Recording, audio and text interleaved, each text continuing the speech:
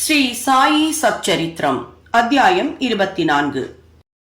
பாபாவின் தமாஷும் வேடிக்கையும் சனாலீலை. 1 ஹேமத் பந்த், 2 சுதாமர், 3 அண்ணா சிஞ்சனிக்கரும் மௌஷிபாயும். முன்னுரை. சத்குருவின் பாதங்களில் நம் அகங்காரத்தை சமர்ப்பித்தாலன்றி நமது வேலையில் வெற்றி பெற மாட்டோம். அகங்காரத்தை ஒழித்தால் நமது வெற்றி உறுதியளிக்கப்படுகிறது. சாய்பாபாவை வணங்குவதால் இகபர சௌபாகியம் இரண்டுமே கிடைக்கிறது. நம் உண்மையான இயற்கையில் நிலையாக்கப்பட்டு அமைதியும் மகிழ்ச்சியும் அடைகிறோம். எனவே எவரொருவர் அவரது சுபீட்சத்தை பெற விரும்புகிறாரோ அவர் சாய்பாபாவின் லீலைகளையும் கதைகளையும் பக்தியுடன் கேட்க வேண்டும். அவைகளை தியானம் செய்ய வேண்டும். இவைகளை அவர் செய்வாரேயானால் தமது வாழ்க்கையின் லட்சியத்தை சுலபமாக அடைந்து பேரானந்தம் பெறுவார். பொதுவாக அனைவரும் தமாஷையும் வேடிக்கையும் விரும்புவார்கள். ஆனால் தங்களை பொருளாக வைத்து தமாஷ் செய்யப்படுவதை அவர்கள் விரும்புவதில்லை. ஆனால் பாபாவின் வழியோ விசித்திரமானது. அவைகள் அபிநயத்துடன் சேரும்போது பொதுமக்களுக்கு மிகவும் ஆர்வமூட்டுவதாகவும் அறிவுரை தருவதாகவும் இருக்கின்றன. எனவே கேலிக்கு அவர்கள் இலக்காயினும் பொருட்படுத்துவதில்லை. ஹேமத் பந்த் தனது சொந்த அனுபவத்தையே கீழே குறிப்பிடுகிறார். சனா லீலை.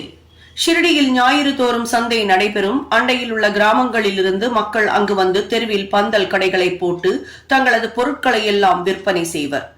ஒவ்வொரு மாலையும் மசூதியில் ஏறக்குறைய கும்பல் வந்துவிடும். ஆனால் ஞாயிறு மாலையோ மூச்சு திணறும் அளவிற்கு கூட்டம் கூடிவிடும்.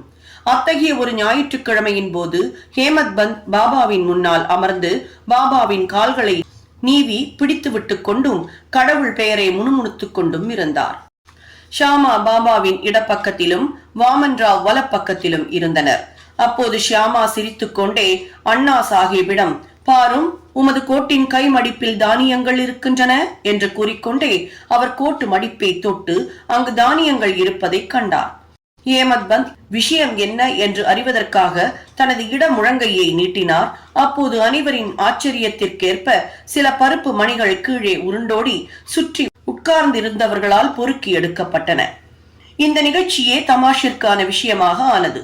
அங்கிருந்த அனைவரும் எங்கனம் தானியம் கோட்டு மடிப்புக்குள் சென்று அவ்வளவு நேரமும் அங்கேயே இருந்தது என்று வியந்தனர்.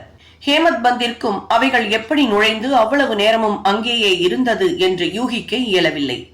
ஒவ்வொருவரும் இந்த விஷயத்தில் திருப்தியான பதிலை அளிக்க இயலாத இந்த வினோதத்தை பற்றி அதிசயித்துக் கொண்டிருக்கையில் பாபா கூறினார், இந்த ஆளுக்கு, அதாவது அண்ணா சாஹிபிற்கு தனியாக தின்னும் பழக்கம் இருக்கிறது. இன்றைக்கு சந்தை நாளாகியால் பருப்பு மணிகளை அசை போட்டுக் கொண்டே வந்தார். அவர் பழக்கம் எனக்கு தெரியும். அதற்கு இதுவே சாட்சி. இந்த விஷயத்தில் வேறென்ன ஆச்சரியம் இருக்கிறது என்று கேட்டார். ஹேமத் பந்த், பாபா பொருட்களை தனியாக தின்று நான் அறியேன். பின்னர் என் மீது இக்கெட்ட வழக்கத்தை ஏன் சுமத்துகிறீர்கள்? ஷிரடி சந்தையையே நான் இன்னும் பார்த்ததில்லை. இன்றைக்கு சந்தைக்கு நான் போகவே இல்லை. பின்னர் எங்கனம் நான் பருப்பு மணிகள் வாங்கி இருக்க முடியும்? அவைகளை வாங்காத போது எப்படி நான் உண்ண முடியும்? எனது அருகில் உள்ளவர்களுக்கு பகிர்ந்து கொடுக்காமல் நான் ஒருபோதும் எதையும் சாப்பிடுவதில்லையே என்றார். பாபா, அருகில் இருப்பவர்களுக்கு நீர் கொடுப்பது உண்மைதான். ஆனால் ஒருவரும் அருகில் இல்லை என்றால் நீரோ நானோ என்ன செய்ய முடியும்? ஆனால் நீங்கள் உண்ணும் முன் என்னை நினைவில் கொள்கிறீரா? எப்போதும் நான் உம்முடன் இருக்கவில்லையா? பின்பு நீர் உண்ணும் முன்பாக எதையேனும் எனக்கு அளிக்கிறீரா என்று கேட்டார். இதன் நீதியாவது, இந்நிகழ்ச்சியின் வாயிலாக பாபா நமக்கு என்ன போதிக்கிறார் என்பதை கவனத்துடன் நினைவில் வைப்போமாக. புலன்கள் தரும் தேவைகளை அடையும் முன்னதாகவே மனமும் அறிவும் அவைகளின் பலன்களை அனுபவித்து விடுகின்றன என பாபா அறிவுறுத்தியுள்ளார். முதலில் பாபாவை நினை, அதுவே உன் மனதில் நிலை கொண்டுள்ள அவருக்கு நிவேதனம் செய்யும் முறையாகிறது. புலன்கள் முதலியன தங்கள் தேவைகளை அடையாமல் இருக்க இயலாது. ஆனால் அவைகள் முதலில் குருவுக்கு சமர்ப்பிக்கப்பட்டால் அவைகளின் மீதுள்ள பற்று இயற்கையாகவே மறைந்து விடுகிறது. இவ்விதமாக ஆசை, கோபம், வெறுப்பு முதலியவை பற்றிய நமது எல்லா எண்ணங்களும் முதலில் குருவிடம் சமர்ப்பிக்கப்பட்டு அவரை நோக்கி செலுத்தும் பயிற்சியானது அளிக்கப்பட்டால் எல்லாவித எண்ணங்களையும் களைவதற்கு கடவுள் உதவி செய்வார். பொருட்களை அனுபவிக்கும் முன் பாபா அருகிலோ அல்லது அங்கிருப்பதாகவோ நினைத்து கொண்டால் அப்பொருள் அவர் அனுபவிக்கத்தக்கதா அல்லவா என்ற கேள்வி உடனே எழும். பின் அனுபவிக்கத்தகாதவை எல்லாம் நம்மால் ஒதுக்கப்பட்டு நமது தீய பண்புகள் அல்லது செயல்கள் நம்மை விட்டு மறைகின்றன. நமது பண்பும் வளர்கிறது. பின்னர் குருவிடம் உள்ள அன்பு வளர்ந்து தூய ஞானம் துளிர்க்கிறது. இந்த ஞானம் வளரும் போது நான், எனது என்ற எண்ணம் அழிந்து நமது அறிவு ஆன்ம உணர்வுடன் கலக்கிறது. பின்னர் நாம் பேரின்பத்தையும் திருப்தியையும் பெறுகிறோம். குருவுக்கும் கடவுளுக்கும் பேதமில்லை. அவர்களுள் பேதம் காண்பவன் கடவுளை எந்த இடத்திலும் காண்பதில்லை. எனவே பேத மனப்பான்மையை ஒழித்து குருவையும் கடவுளையும் ஒன்றாக கருத வேண்டும். எனவே எண்ண மாறுபாடுகளை நீக்கி குருவை கடவுளாக வழிபட வேண்டும். இவ்வாறு நமது குருவுக்கு பணிவிடை செய்தோமானால் கடவுள் நிச்சயம் மகிழ்வடைந்து நமது மனதை தூய்மைப்படுத்தி நம்மை நாமே அறியும் உணர்வை அளிக்கிறார். ரத்தின சுருக்கமாக முதலில் குருவை நினைக்காமல் நாம் எந்த பொருட்களையும் புலன்கள் வழி அனுபவிக்க கூடாது. இவ்விதமாக பயிற்சி அளிக்கப்பட்டால் நம் மனம் பாபாவால் நிறைந்து பாபாவின் தியானம் விரைவில் வளரும். பாபாவின் சகுன ரூபம் எப்போதும் நம் கண்முன் இருக்கும். பிறகு பக்தி, பற்றின்மை, முக்தி யாவும் நம்முடையதே ஆகும். இங்கனமாக நமது மனக்கண்ணில் பாபாவின் ரூபம் நிலைப்படுத்தப்பட்டால் நாம் பசி, தாகத்தையும் இந்த சம்சார வாழ்க்கையையும் மறந்து விடுகிறோம். உலக போகங்களில் நமக்கு இருக்கும் ஞாபகம் மறைந்துவிடும். நமது மனம் அமைதியையும் மகிழ்ச்சியையும் அடையும். சுதாமரின் கதை. மேற்கூறிய கதை சொல்லப்படும் போது ஹேமத் பந்த் அதே மாதிரியான சுதாமரின் கதையை நினைவு கூர்கிறார். அதே தத்துவத்தை இக்கதையும் விளக்குவதால் இங்கே கொடுக்கப்பட்டிருக்கிறது. கிருஷ்ணரும் அவரது அண்ணனான பலராமரும் சுதாமர் என்ற தோழருடன் அவர்களது குரு சாந்தீபினி முனிவரின் ஆசிரமத்தில் வசித்து வந்தனர். ஒருமுறை கிருஷ்ணரும் பலராமரும் காட்டிற்கு விறகு கொண்டு வருவதற்காக அனுப்பப்பட்டனர். பின்னர் சாந்தீபினியின் மனைவி அதே போல சுதாமரையும் மூவருக்குமான கடலை பருப்புகளுடனும் காட்டுக்கு அனுப்பினாள். கிருஷ்ணர் சுதாமரை காட்டினிடையே கண்டபோது அவரிடம், தாதா, நான் தாகமாயிருப்பதால் எனக்கு தண்ணீர் வேண்டும் என்றார். அதற்கு சுதாமர் வெறும் வயிற்றுடன் தண்ணீர் குடிக்க கூடாது, சிறிது நேரம் இளைப்பாறுவது நல்லது என்றார்.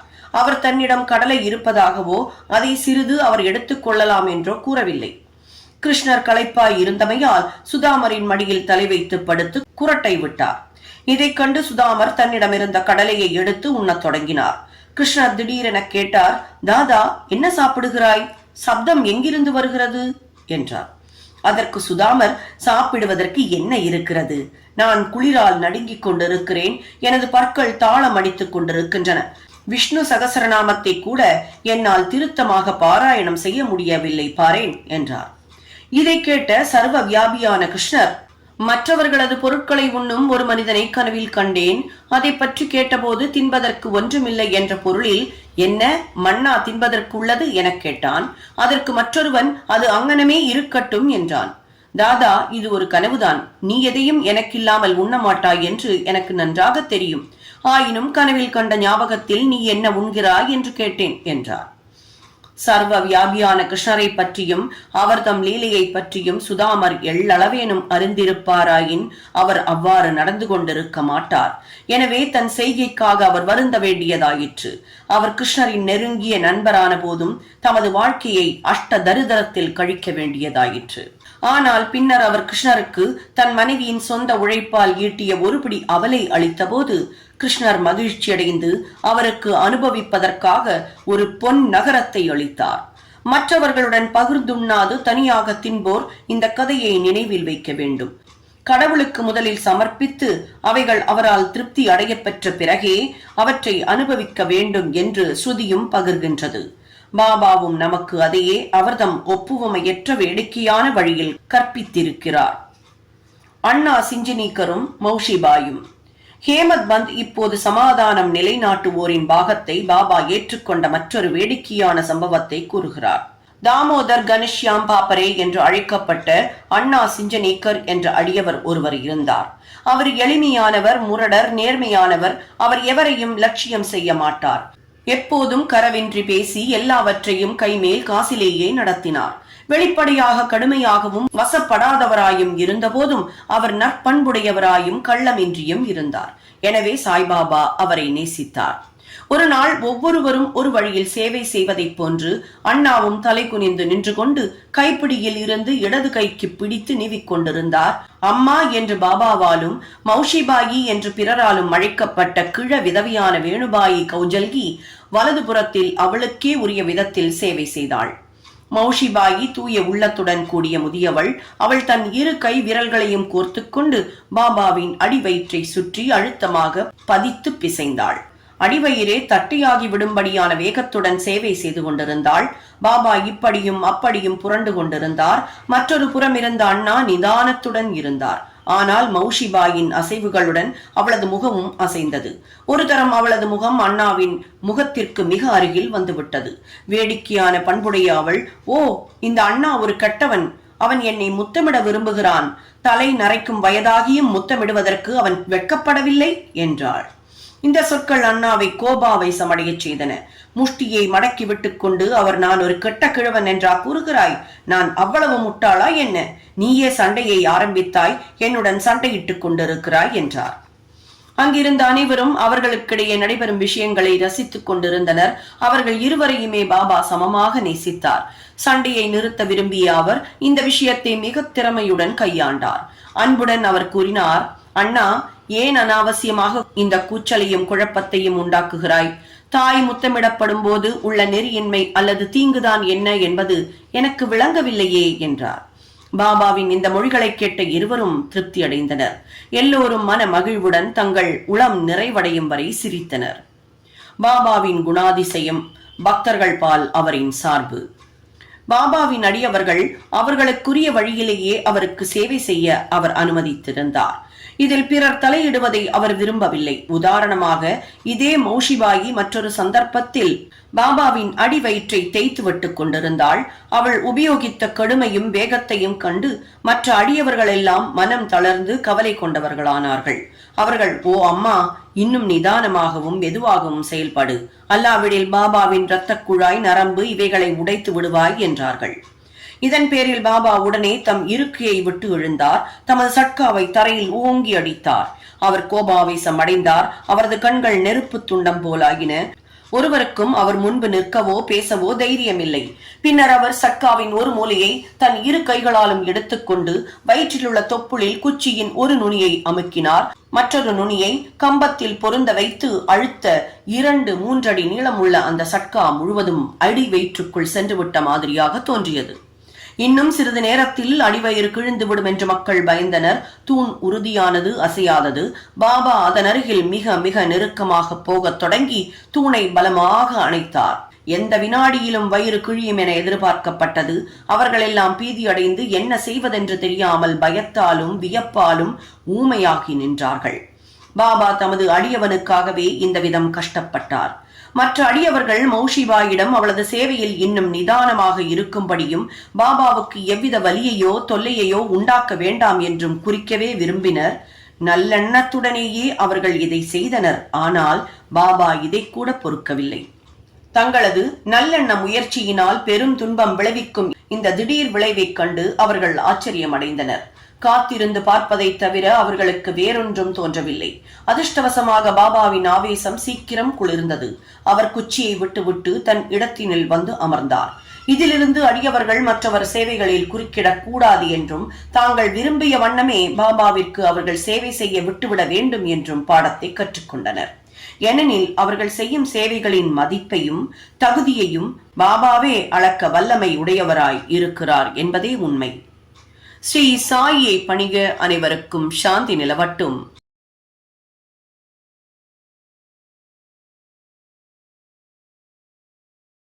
ஸ்ரீ சாயி சச்சரித்திரம், அத்தியாயம் 25. அகமத் நகர் தாமு அண்ணா. 1 வியாபார விவகாரம், 2 மாம்பழ லீலை. முன்னுரை. கருணை கடலும் ஈஸ்வர அவதாரமும் பரபிரம்மமும் மாபெரும் யோகீஸ்வரனும் ஆகிய சாய்பாபாவிற்கு நமது அஷ்ட அங்கங்களாலும் நமஸ்கரித்துவிட்டு நாம் இந்த அத்தியாயத்தை தொடங்குகிறோம்.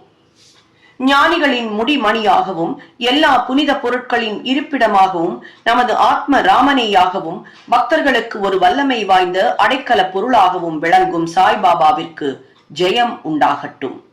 வாழ்க்கையின் லட்சியம், குறிக்கோள் இவற்றை எய்திய அவர் முன் வீழ்ந்து வணங்குகிறோம். சாய்பாபா எப்போதுமே கருணை நிறைந்தவராக இருக்கிறார். அவர் பால் முழு மனதான பக்தியே நம்மை பொறுத்தவரை தேவைப்படுவதாகும். உறுதியான நம்பிக்கையும் பக்தியும் ஒரு பக்தன் பெறும்போது அவனது விருப்பங்கள் விரைவில் நிறைவேறுகின்றன. சாய்பாபாவின் வாழ்க்கையையும் லீலைகளையும் எழுத வேண்டும் என்ற ஆர்வம் ஹேமத் பந்தின் உள்ளத்தில் எழுந்தபோது அதை உடனே அவரை கொண்டு எழுதி முடிக்கச் செய்தார். குறிப்புகள், ஞாபகங்கள் இவைகளை வைத்துக் கொள்ள உத்தரவு கொடுக்கப்பட்ட போது ஹேமத் பந்த் உணர்வூட்டப் பெற்றார். அவரது அறிவு வேலையை மேற்கொண்டு முடிப்பதற்கு வேண்டிய உறுதியும் தைரியமும் பெற்றது. இந்த பணியை மேற்கொள்ள தாம் தகுதியுடையவரல்ல என்றும், ஆனால் பாபாவின் அருள் நிறைந்த ஆசிர்வாதங்களை மேற்கொண்ட பணியை சம்பூர்ணம் செய்வதற்கு அவரை ஊக்குவித்தது என்றும் அவர் கூறுகிறார். எனவே சச்சரிதம் என்ற இக்கிணற்றிலிருந்து அல்லது நீர் தேக்கத்தினின்று அல்லது சோமகாந்த கல்லிலிருந்து சாய் லீலைகள் என்ற ரூபத்தில் அமிர்தம் ஊறி வருகிறது. படிப்போர் அதை மனதார பருகுகிறார்கள். சாய்பாபாவின் மீது எந்த ஒரு பக்தனுக்கு முழு மனதான பூரணமான பக்தி ஏற்படுகிறதோ அவனது கேடுகளும் அபாயங்களும் துடைக்கப்பட்டு அவனது நலம் பாபாவால் கவனிக்கப்படுகிறது. அகமத் நகரில் இருந்த, அதாவது பிற்பாடு புனேவில், தாமோதர் சாவ்லா ராம் ராசனே காசார் என்ற தாமு அண்ணாவின் கதை மேற்கூறிய கருத்தின் விளக்கமாக கீழே தரப்பட்டுள்ளது. தாமு அண்ணா. அத்தியாயம் 6 ஷிரடியில் ராம நவமி திருவிழா சம்பந்தமாக இவரை பற்றி முன்னமே கூறப்பட்டிருப்பதை வாசகர்கள் கவனித்திருப்பீர்கள். ஏறக்குறைய 1895 ராம நவமி உற்சவ கொண்டாட்டம் துவங்கப்பட்ட போது அவர் ஷிரடிக்கு சென்றார். அதிலிருந்து ஒவ்வொரு வருட விழாவின் போதும் அவர் அலங்கார கொடியையோ அல்லது பொம்மையுள்ள குச்சியையோ ஏற்பாடு செய்து வந்தார். அந்த விழாவிற்கு வரும் ஏழைகளுக்கும் பக்கிரிகளுக்கும் அன்னதானம் செய்தார். அவரது வியாபார ஊக பேரங்கள் 1 பஞ்சு. தாமு அண்ணாவும் பம்பாய் நண்பர் ஒருவரும் கூட்டாக பஞ்சு பேர வியாபாரம் செய்ய வேண்டும் என்றும் அது பல லட்சங்களை லாபமாக கொணரும் என்றும் எழுதியிருந்தார். அதாவது ஸ்ரீ நரசிம்ம சுவாமியிடம் 1936 தாமு அண்ணா கொடுத்த வாக்கு மூலத்தின்படி பம்பாய் விவகாரம் கூட்டாளி இல்லாமல் தரகர் ஒருவரிடம் இருந்து பெற்றதென்பதும் தாமு அண்ணா மட்டும் லாபம் பெறுவார் என்றும் கூறப்பட்டிருக்கிறது. வியாபாரம் நன்றாயிருக்கிறது என்றும் எவ்வித அபாயமும் இல்லை என்றும் வாய்ப்பு தவறவிடப்படக்கூடாது என்றும் தரகர் எழுதியிருந்தார். தாமு அண்ணா மனதில் ஊசலாடிக் கொண்டிருந்தார். இந்த விவகாரத்தில் உடனே முடிவெடுக்க அவரால் முடியவில்லை. இதை பற்றி அவர் சிந்தித்தார். அவர் பாபாவின் பக்தர். எல்லா தகவல்களையும் கொடுத்து அவர் ஷாமாவிற்கு ஒரு கடிதம் எழுதினார். இது குறித்து பாபாவை கேட்டு அவரது ஆலோசனையை எழுதும்படியும் வேண்டிக் கொண்டிருந்தார். அடுத்த நாள் கடிதம் ஷாமாவிற்கு கிடைத்தது. மத்தியானம் மசூதிக்கு வந்து அதை பாபாவின் முன் வைத்தார். ஷாமாவை விஷயம் என்னவென்று கேட்டு கடிதம் எதை பற்றியது என்று வினவினார் பாபா. ஷாமா, சில விஷயங்கள் பற்றி அகமது நகரை சேர்ந்த தாமு அண்ணா தங்களை கேட்க விரும்புகிறார் என்றார். பாபா, அவன் என்ன எழுதுகிறான்? என்ன திட்டம் போடுகிறான்? கடவுள் கொடுத்ததை கொண்டு திருப்தி அடையாமல் ஆகாயத்தை பிடிக்க முயற்சி செய்வதாக தெரிகிறது. சரி, நீ கடிதத்தை படி என்றார். ஷாமா, தாங்கள் இப்போது கூறியதைத்தான் இந்த கடிதம் கூறுகிறது. ஓ தேவா, நீங்கள் இங்கே அமைதியாகவும் அடக்கமாகவும் அமர்ந்து கொண்டு பக்தர்களை குழம்பச் செய்து அவர்கள் அமைதியற்று தவிக்கும் போது சிலரை கடிதம் மூலமாகவும் சிலரை நேரடியாகவும் இங்கு இழுக்கிறீர்கள். கடிதத்தில் அடங்கியுள்ள விஷயம் தங்களுக்கு தெரியும் என்றால் பின் என்னை ஏன் படிக்கும்படி சொல்லி வற்புறுத்துகிறீர்கள் என்றார். பாபா, ஓ ஷாமா, தயவு செய்து அதை படி. சந்தர்ப்பவசமாக நான் ஏதாவது பேசுவேன், அதை யார் நம்புவார்கள் என்றார். பின் ஷியாமா அந்த கடிதத்தை வாசித்தார். பாபா அதை கவனத்துடன் கேட்டு உணர்ச்சியுடன் கூறினார். சேட்டுக்கு, அதாவது தாமு அண்ணாவுக்கு பைத்தியம் பிடித்து விட்டது. அவனது வீட்டில் எதுவும் தேவை இருக்கவில்லை. இப்போது அவனுக்கு இருப்பதை கொண்டு திருப்தி அடைந்து லட்சங்களை பற்றி கவலைப்படாமல் இருக்கும்படி பதில் எழுது என்றார்.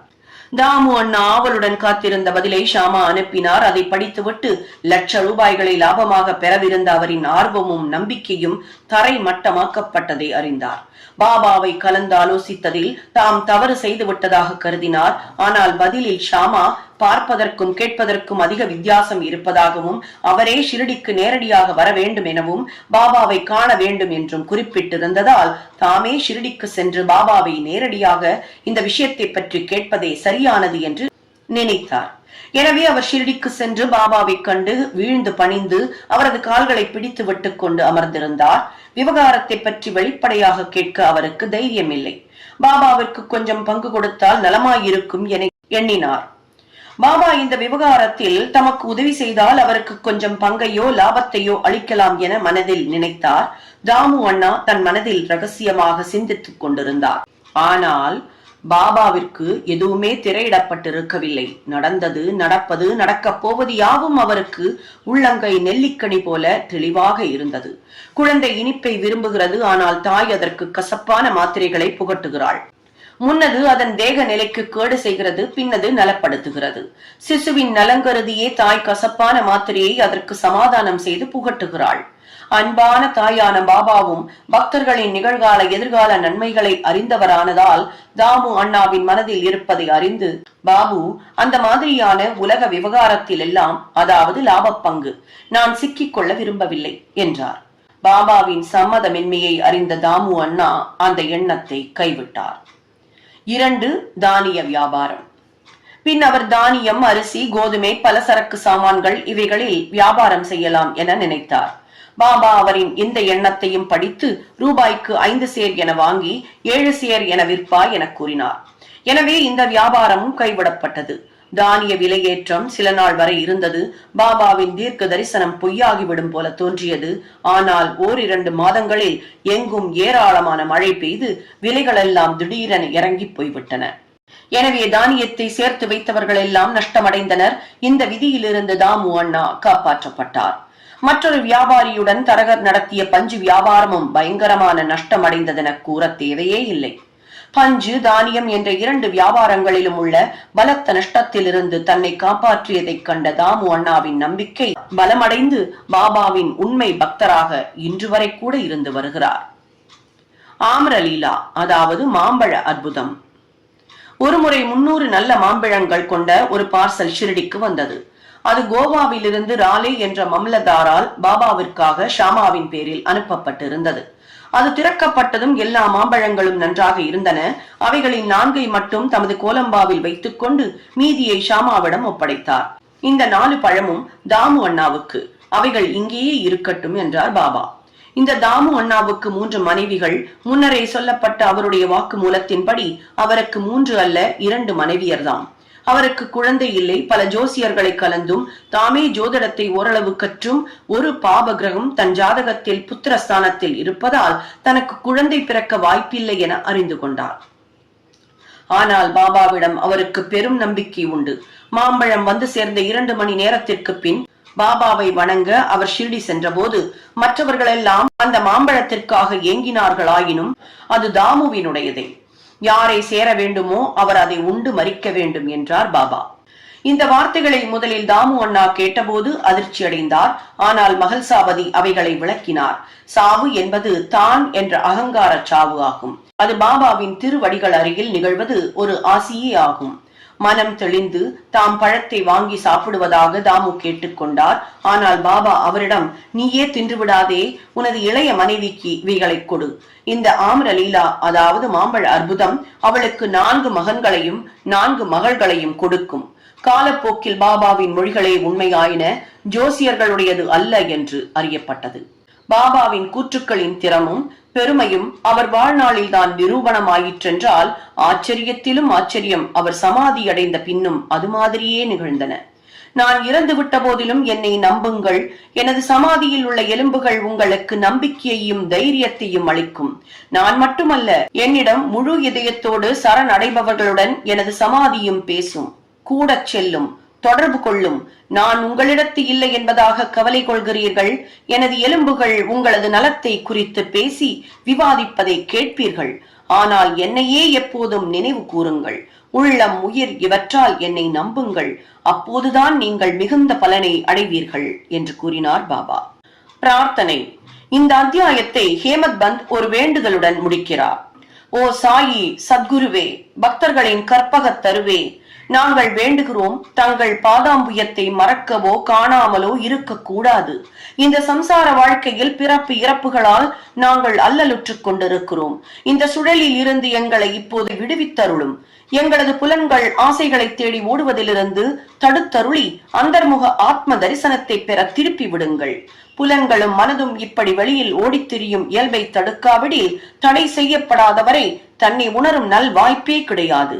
மகனோ மனைவியோ நண்பனோ இறுதியில் நமக்கு உதவுவது கிடையாது. தாங்கள் மட்டுமே எங்களுக்கு முக்தியையும் மகிழ்ச்சியையும் அளிப்பீர்கள். எங்களது விவாத பண்பையும் மற்ற பல கெடுதலான விஷயங்களையும் அறவே அழித்து விடுங்கள். தங்களது நாமத்தை உச்சரிப்பதில் எங்களுக்கு நாவுக்கு ஒரு பேராவல் ஏற்படட்டும். எங்களது நல்ல கெட்ட எண்ணங்களை எல்லாம் துரத்திவிட்டு எங்களது வீடு உடல் இவைகளை பற்றிய உணர்வை மறக்கச் செய்து எங்களது தான் என்ற அகங்காரத்தை அழித்து விடுங்கள். எப்போதும் தங்கள் நாமத்தை நினைவு கூர்ந்து மற்ற எல்லாவற்றையும் மறந்துவிடச் செய்யுங்கள். எங்களது மனச்சலனங்களை அடக்கி அமைதி சாந்தம் இவைகளை எங்களுக்கு அருளுங்கள். தாங்கள் எங்களை சற்றே அரவணைத்தால் எங்கள் அறியாமை இருள் மறைந்து உங்கள் ஒளி பெற்ற மகிழ்வுடன் வாழ்வோம். தங்களது நல் அருளினாலும் எங்களது முந்தைய நல் வினைகளாலும் தங்களது லீலாமிர்தத்தை பருகச் செய்து ஆழ்ந்த துயிலிலிருந்து எங்களை எழுப்பி விட்டீர்கள். குறிப்பு: முன்னரே குறிக்கப்பட்ட தாமு அண்ணாவின் வாக்கு மூலத்திலிருந்து கீழ்கண்ட பகுதி கவனத்திற்குரியது. ஒருமுறை நான் அவர் திருவடிகள் அருகில் மற்றவர்களுடன் அமர்ந்திருக்கும் போது எனது மனதில் 2 கேள்விகள் எழுந்தன. பாபா அந்த இரண்டிற்கும் விடையளித்தார். 1. சாய்பாபாவை சுற்றி எவ்வளவு பேர் கூடுகிறார்களே, இவர்கள் அனைவரும் அவரிடமிருந்து பலன் பெறுகிறார்களா? இதற்கு அவர்தம் வாய்மொழியிலேயே பதிலிருத்தார். பூத்திருக்கும் போது அந்த மரத்தை பார், எல்லா பூக்களுமே கனியாகிவிட்டால் அது எத்தகைய அற்புதமான அறுவடையாகும். ஆனால் அவ்வாறாகிறதா? பெரும்பாலானவை மலர்களாகவோ கனியாத காய்களாகவோ காற்று ஆகியவற்றால் விழுந்து விடுகின்றன. மிகச் சிலவே மிஞ்சுகின்றன. 2. இரண்டாவது கேள்வி என்னை பற்றியதாகும். பாபா இறக்க நேரிட்டால் எத்தகைய நம்பிக்கையற்ற நிலையில் நான் நிலைகுலைவேன்? அப்போது நான் எங்கனம் வாழ்வேன்? இதற்கு பாபா, நான் அவரை நினைக்கும் போதெல்லாம் எப்போதும் எங்கும் என்னுடன் இருப்பதாக பதில் கூறினார். இந்த வாக்குறுதியை அவர் 1918ஆம் ஆண்டுக்கு முன்னரும் அதற்கு பின்னரும் காப்பாற்றிக் கொண்டிருக்கிறார். அவர் இன்னும் என்னுடன் இருக்கிறார், இன்னும் எனக்கு வழிகாட்டுகிறார். இது 1910-11 எனது சகோதரர்கள் என்னை விட்டு பாகம் பிரிந்து போன போது, எனது சகோதரி இறந்தது, ஒரு திருட்டால் போலீஸ் விசாரணை நடந்தது ஆகியவற்றால் நான் மிகவும் மனமுடைந்திருந்தேன். எனது சகோதரியின் இறப்பால் வாழ்வில் ஈடுபாடற்று குதூகலமற்று சோர்ந்து போயிருந்த சமயம் பாபாவிடம் நான் சென்றபோது தமது உபதேசத்தால் என்னை அவர் சாந்தமாக்கினார். அப்பா குல்கர்னியின் வீட்டில் ஒரு பூரன் போலி சாப்பிட செய்து சந்தனம் பூச செய்தார். எனது வீட்டில் ஒரு திருட்டு நடந்தது. எனது 30 வருட நண்பன் என் மனைவியின் நகை பெட்டியை அதன் உள்ளிருந்த ஒரு புனித மூக்கு வளையத்துடன் திருடி விட்டான். பாபாவின் புகைப்படத்தின் முன் நான் அழுதேன். மறுநாள் அந்த பெட்டியுடன் அவன் திரும்பி வந்து மன்னிக்க வேண்டினான். ஸ்ரீ சாயியை பணிக. அனைவருக்கும் சாந்தி நிலவட்டும்.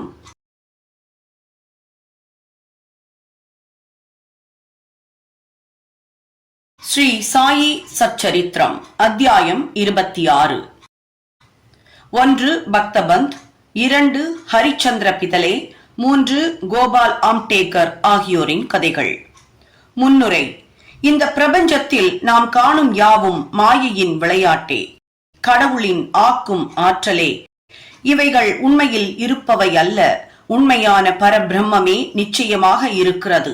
இருளின் காரணமாக ஒரு கயிற்றையோ ஒரு மாலையையோ பாம்பாக நாம் எண்ணிக்கொள்வதைப் போலவே புறத்தோற்றத்தை மட்டுமே காண்கிறோம். காணக்கூடிய பொருட்களிலெல்லாம் உள்ளுரைந்து கிடக்கும் மெய்ப்பொருளை நாம் காண்பதே இல்லை. நமது அறிவு கண்களை சத்குரு மட்டுமே திறந்து விடுகிறார். பொருட்களை அவைகளின் தோற்றத்தில் காணப்படுவது போல பாராமல் உண்மையான ஒளியில் அவைகளை காணுமாறு நம்மை அவர் ஊக்குவிக்கிறார். எனவே நாம் சத்குருவை வணங்கி உண்மையான காட்சியை, அதாவது கடவுள் காட்சியை நமக்கருள வேண்டி நிற்போம். அந்தரங்க வழிபாடு. ஒரு நூதன வழிபாட்டை ஹேமத் பந்த் நமக்கு கொடுத்திருக்கிறார்.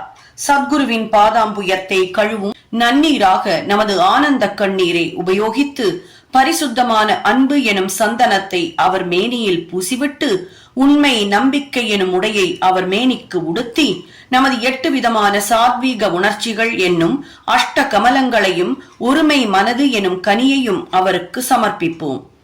பக்தி எனும் நறுமண கரும்பொடியை அவர் தலைக்கு இட்டு பற்று எனும் வேட்டியை கட்டிவிட்டு நமது தலையை அவர் பாதங்களில் வைப்போம். இத்தகைய எல்லா அணிமணிகளாலும் சத்குருவை அலங்கரித்து விட்டு நமது அனைத்தையும் அவரிடம் சமர்ப்பித்து விடுவோம். உஷ்ணத்தை போக்குவதற்கு பக்தி எனும் சாமரம் கொண்டு வீசுவோம். இத்தகைய பேரானந்த வழிபாட்டிற்கு பின் அவரை இங்கனம் வேண்டுவோம். எங்களது புத்தியை திசை திருப்பி விடுங்கள், அந்தர் முகமாகச் செய்யுங்கள். நித்திய அனித்திய வஸ்துக்களை பகுத்துணரும் விவேகம், எல்லா உலக பொருட்களின் மீது பற்றின்மை ஆகியவைகளை எங்களுக்கு நல்கி ஆத்ம உணர்வை அடைய இந்த விதமாக எங்களை ஊக்குவியுங்கள். ஆன்மாவையும் உடலையும் உம்மிடம் ஒப்புவித்தோம், அதாவது உடல் உணர்வு மற்றும் அகங்காரத்தை. எங்களது கண்களை தங்களதாக்குங்கள். அதன் மூலம் நாங்கள் இன்ப துன்பங்களையே உணராதிருப்போம். தங்கள் சங்கல்பத்தின்படி விருப்பத்தின்படி எங்களது மனதையும் உடலையும் கட்டுப்படுத்துங்கள். தங்கள் பாதாம்புயத்தில் எங்களது மனம் ஆறுதல் பெறட்டும். இப்போது இந்த அத்தியாயத்தின் கதைகளுக்கு வருவோம். பக்த பந்த். மற்றொரு சத்குருவின் சீடரான பந்த் என்பவர் ஷிரடிக்கு வரும் நல்லதிர்ஷ்டம் பெற்றிருந்தார். அவருக்கு ஷிரடிக்கு செல்லும் எண்ணம் இல்லை. ஆயின் மனிதன் ஒரு விதமாக எண்ண கடவுள் வேறொரு விதமாக செயல்படுத்துகிறார். அவர் ரயில் வண்டியில் பிரயாணம் செய்து கொண்டிருக்கும் போது ஷிரடிக்கு போய்க் கொண்டிருந்த தனது பல நண்பர்களையும் உறவினர்களையும் காண நேர்ந்தது. அவர்கள் எல்லோரும் அவரை உடன் அழைத்தனர். அவரால் இயலாதென்று சொல்ல முடியவில்லை. அவர்கள் எல்லோரும் பம்பாயில் இறங்கினர். பந்த் விராரில் இறங்கினார். பின்னர் ஷிரடி விஜயத்திற்காக தனது சத்குருவிடம் உத்தரவு பெற்றுக்கொண்டு செலவுக்கு ஏற்பாடுகள் எல்லாம் செய்த பின் அந்த கோஷ்டியுடன் ஷிரடிக்கு புறப்பட்டார். எல்லோரும் மறுநாள் ஷிரடியை அடைந்து மசூதிக்கு சுமார் 11 மணிக்கு சென்றனர். பாபாவின் வழிபாட்டிற்காக குழுமியுள்ள பக்தர்கள் வந்து கொண்டும் போய்கொண்டும் இருப்பதைக் கண்ட அவர்கள் எல்லோரும் மிகவும் மகிழ்ந்தனர். ஆனால் பந்த் திடீரென்று வலிப்பு வந்து உணர்வின்றி கீழே விழுந்தார். அவர்கள் எல்லோரும் பீதி அடைந்தனர். எனினும் அவரை திரும்ப உணர்வுக்கு கொண்டு வர தங்களால் இயன்றதை செய்தனர். பாபாவின் அருளாலும் அவர் தலைமீது தெளிக்கப்பட்ட நீராலும் பிரதிஞ்ஞைக்கு வந்து அப்போதுதான் தூக்கத்திலிருந்து விழித்தவர் போல எழுந்து உட்கார்ந்தார். மற்றொரு குருவின் சீடர் அவர் என்று அறிந்து கொண்ட சர்வாந்தர் யாமியான பாபா அஞ்சாமல் இருக்கும்படி அவருக்கு உறுதி கூறி அவரது சொந்த குருவின் மீதுள்ள நம்பிக்கையை உறுதிப்படுத்தி கீழ்கண்டவாறு அவரிடம் கூறினார். வருவது வரட்டும், விட்டுவிடாதே. உனது ஆதாரத்தையே, அதாவது குருவையே உறுதியாக பற்றிக் கொண்டு எப்போதும் நிதானத்துடனும் சதா காலமும் அவருடன் ஒன்றியும் இருப்பாய் என்றார். இந்த மொழிகளின் குறிப்பை பந்து உடனே அறிந்து கொண்டார். இந்த விதமாக அவர் தமது சத்குருவை நினைவு கூர்ந்தார். பாபாவின் இந்த அன்பை அவர்தம் வாழ்நாளில் மறக்கவே இல்லை. ஹரிச்சந்திர பிதலே. பம்பாயில் ஹரிச்சந்திர பிதலே என்னும் பெயருள்ள மனிதர் ஒருவர் இருந்தார். காக்காய் வலிப்பால் அவதியுறும் ஒரு மகன் அவருக்கு இருந்தான். பல அலோபதி ஆயுர்வேத வைத்தியர்களிடம் காண்பித்தும் குணமேதும் ஏற்படவில்லை. ஒரே ஒரு வழிதான் பாக்கி இருந்தது, அதாவது ஞானிகளிடம் அடைக்கலம் புகுவது. தாஸ்கனு தமது மிகச்சிறந்த அற்புதமான கீர்த்தனைகளால் பம்பாய் ராஜதானி எங்கும் பாபாவின் புகழை பரவச் செய்தார் என்று அத்தியாயம் 15 முன்னரே குறிக்கப்பட்டுள்ளது. பிதலே இந்த கீர்த்தனைகள் சிலவற்றை 1910 கேட்டுள்ளார். அதிலிருந்தும் மற்றவர்கள் மூலமாகவும் பாபா தமது ஸ்பரிசத்தாலும் வெறும் பார்வையாலும் மட்டுமே அநேக தீர்க்க முடியாத வியாதிகளை குணப்படுத்தி இருப்பதாக அறிந்தார். அதனால் சாய்பாபாவை காண அவர் மனதில் ஒரு ஆர்வம் எழுந்தது. எல்லா ஏற்பாடுகளையும் செய்து கொண்டு வெகுமதிகளையும் பழக்கூடைகளையும் எடுத்துக்கொண்டு பிதலே குடும்பத்துடன் ஷிரடிக்கு வந்து சேர்ந்தார். பின்னர் அவர்களுடன் மசூதிக்கு சென்று பாபாவின் முன் விழுந்து நமஸ்கரித்து விட்டு தனது நோயாளி புதல்வனை பாபாவின் பாதங்களில் வைத்தார். பாபா அந்த குழந்தையை கண்ட அந்த தருணத்திலேயே ஒரு அசம்பாவிதம் நிகழ்ந்தது. கண்களை சுழற்றி கொண்டு அந்த புதல்வன் உணர்வற்று கீழே விழுந்தான். அவனது வாய் நுரை தள்ளி உடம்பு முழுவதும் வியர்த்து கொட்டியது. உயிரை விட்டு விடுவான் போல் தோன்றியது. இதைக் கண்டு பெற்றோர் மிகவும் படபடத்து உணர்ச்சி வசப்பட்டனர். பையனுக்கு அடிக்கடி வலிப்பு வருமாயினும் இந்த வலிப்பு நீண்டதாக தோன்றியது. தாயாரின் கண்களிலிருந்து கண்ணீர் பெருக்கெடுத்து அழத் தொடங்கிவிட்டாள். கொள்ளைக்காரனுக்கு பயந்து ஒரு வீட்டில் ஒளிந்த ஒருவன் மீது அந்த வீடு சரிந்து விழுந்து விட்டதை போலவும், புலிக்கு பயந்து ஓடிய பசு ஒன்று கசாப்பு கடைக்காரன் கையில் அகப்பட்டு கொண்டதை போலவும், வெப்பம் தாங்காது ஒரு மரத்தடியில் ஒதுங்கிய ஒரு வழிப்போக்கன் மீது அந்த மரமே சாய்ந்து விழுந்து விட்டதை போன்றும், பக்தியுள்ள ஒருவன் கோவிலுக்கு வழிபட சென்றபோது அந்த கோவிலே அவன் மீது இடிந்து விழுந்து விட்டதை போன்றும் தனது நிலை இருப்பதாக கூறி அவள் ஓலமிடத் தொடங்கினாள். பின் பாபா அவளை நோக்கி, இந்த மாதிரி ஓலமிடாதே, கொஞ்சம் பொறு, அமைதியாயிரு. உன் இருப்பிடத்திற்கு இவனை எடுத்துச் செல். அரை மணி நேரத்தில் அவன் சுவாதீனத்திற்கு வருவான் என்று கூறி தேற்றினார். பாபா கூறியபடியே அவர்கள் செய்தனர். பாபாவின் மொழிகள் உண்மையானதைக் கண்டனர். வாதாவிற்கு எடுத்துச் செல்லப்பட்ட உடனேயே பையன் குணமடைந்தான். பிதலேயின் குடும்பத்தவர் அனைவரும் மிகவும் ஆச்சரியமடைந்தனர். அவர்கள் ஐயம் அழிந்தது. பின் பிதலே தன் மனைவியுடன் பாபாவை காண வந்தார். அவர் முன் மிக பணிவாகவும் மரியாதையாகவும் விழுந்து நமஸ்கரித்துவிட்டு பாபாவின் கால்களை பிடித்து விட்டவாறே மனதில் பாபாவின் உதவிக்கு நன்றி தெரிவித்தார். பாபா புன்சிரிப்புடன், உமது எல்லா எண்ணங்களும் சந்தேகங்களும் கருத்துக்களும் இப்போது சாந்தப்படுத்தப்பட்டனவா? நம்பிக்கையும் பொறுமையும் உடையோரை ஹரி காப்பாற்றுவார் என்றார். பிதலே வசதியுள்ள பணக்கார மனிதர். பெருமளவில் அவர் இனிப்புகளை விநியோகித்து பாபாவுக்கு மிகச்சிறந்த பழங்களையும் வெற்றிலை பாக்கையும் அளித்தார். பிதலேயின் மனைவி மிகச்சிறந்த பண்புடையவள், எளிமை, அன்பு, நம்பிக்கையுடையவள். தூணுக்கு அருகில் அமர்ந்து கண்களில் ஆனந்த கண்ணீர் பொங்கி வழிய பாபாவையே உற்று பார்த்த வண்ணம் அமர்ந்திருந்தாள். அவளது நட்பும் அன்பும் உள்ள குணத்தைக் கண்டு பாபா மிகவும் சந்தோஷமடைந்தார். முழு மனதோடும் முழு ஆத்மாவோடும் தம்மிடம் சரணடைந்து வழிபடுவோர் பால் ஞானிகளும் கடவுளரும் சார்ந்திருக்கின்றனர் என்றோ. பாபாவின் சன்னிதானத்தில் சில இன்பமான நாட்களை கழித்த பின்னர் அந்த குடும்பத்தினர் புறப்படுவதற்கு பாபாவின் அனுமதியை பெற மசூதிக்கு வந்தனர். உதியையும் ஆசிர்வாதத்தையும் அவர்களுக்கு பாபா அளித்த பின்பு பிதலையை அருகே அழைத்தார். பாபு, நான் உனக்கு முன்பே 2 ரூபாய் கொடுத்திருக்கிறேன். இப்போது 3 ரூபாய் தருகிறேன். இதை உனது பூஜை அறையில் வைத்துக்கொள். நீ நன்மையடைவாய் என்று கூறினார். இவைகளை பிரசாதமாக ஏற்றுக்கொண்டு மீண்டும் அவர் முன் வீழ்ந்து வணங்கிவிட்டு அவரது ஆசிர்வாதத்திற்காக வேண்டி நின்றார். ஷிரடிக்கு இதுவே தமது முதல் விஜயமாதலால் பாபா தாம் முன்னரே 2 ரூபாய் கொடுத்ததாக சொல்லியது தமக்கு விளங்கவில்லை என்ற எண்ணம் அவர் மனதில் எழுந்தது. இந்த புதிர் விடுபடுவதற்கு அவர் ஆவலாயிருந்தார். ஆனால் பாபா மௌனமாக இருந்து விட்டார். பிதலே பம்பாய்க்கு திரும்பிய பின் தனது கிழத்தாயாருக்கு ஷிரடியில் நடந்த எல்லாவற்றையும் பாபா அவருக்கு முன்னரே 2 ரூபாய் கொடுத்திருப்பதாக சொன்ன புதிரையும் கூறினார். அந்த கிழவிக்கும் அந்த புதிர் புரியவில்லை. ஆனால் இதை பற்றி தீவிரமாக சிந்தித்த பின் நினைவுக்கு வந்த ஒரு பழைய சம்பவம் அந்த புதிரை விடுவித்தது. உனது மகனோடு இப்போது நீ சாய்பாபாவை பார்க்க சென்றது போல பல ஆண்டுகளுக்கு முன் உனது தந்தையும் உன்னை அக்கல்கோட்டிற்கு அப்பெருமானின் தரிசனத்திற்காக அழைத்துச் சென்றார். அந்த பெருமான் கூட ஒரு சித்தர், பரிபூர்ண யோகி, சர்வ வியாபி, தாராள மனதுடையவர். உனது தந்தை தூயவர், பக்தியுடையவர். அவரது வழிபாடு ஏற்றுக்கொள்ளப்பட்டது. அவர் உனது தந்தைக்கு 2 ரூபாய்களை பூஜை அறையில் வைத்து வழிபடுவதற்காக அளித்தார். உனது தந்தை தான் சாகும் வரை அதை முறைப்படி வழிபட்டு வந்தார். ஆனால் அதற்கு பின் வழிபாடு புறக்கணிக்கப்பட்டு அந்த ரூபாய்கள் தொலைந்து போயின. சில ஆண்டுகளுக்கு பின் அவற்றின் நினைப்பும் மறந்தே போயின.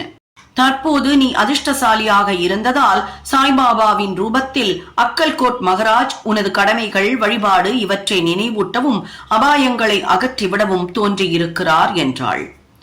இனிமேலாவது ஜாகிரதையாக எல்லா ஐயங்களையும் கெட்ட எண்ணங்களையும் அகற்றிவிட்டு உனது மூதாதையர் வழி நின்று நன்றாக நடந்து கொள். குடும்ப தெய்வங்களையும் காசுகளையும் வணங்கி நன்றாக எடை போட்டு ஞானிகளின் ஆசிகளில் பெருமை கொள். உனது பக்தி உணர்ச்சிக்கு சமர்த்த சாயி அன்புடன் புத்துணர்ச்சி ஊட்டி இருக்கிறார். உனது நன்மைக்காக அதை பயிர் செய்வாய் என்று கூறினாள். தாயாரின் இந்த மொழிகளை கேட்டு பிதலே மிகவும் ஆச்சரியப்பட்டார். பாபாவின் சர்வ வியாபித்துவ தன்மையை அவர் அறிய தலைப்பட்டு அதில் உறுதியும் ஆனார். பாபாவின் தரிசனத்தின் முக்கியத்துவத்தையும் அவர் அறிந்தார். அதிலிருந்து அவர் குணத்தை பற்றி சர்வ ஜாகிரதையுடையவரானார். ஆம்டேக்கர். புனேவை சேர்ந்த கோபால் நாராயண் ஆம்டேக்கர் என்பவர் பாபாவின் பக்தர். அவர் 10 ஆண்டுகளுக்கு தானே ஜில்லாவிலும் பின்னர் ஜவஹர் ஜில்லாவிலும் எக்ஸைஸ் டிபார்ட்மெண்டில் பணியாற்றிய பிறகு ஓய்வு பெற்றார். வேறு ஒரு வேலை பெறுவதற்காக அவர் முயற்சித்தார். ஆனால் முடியவில்லை.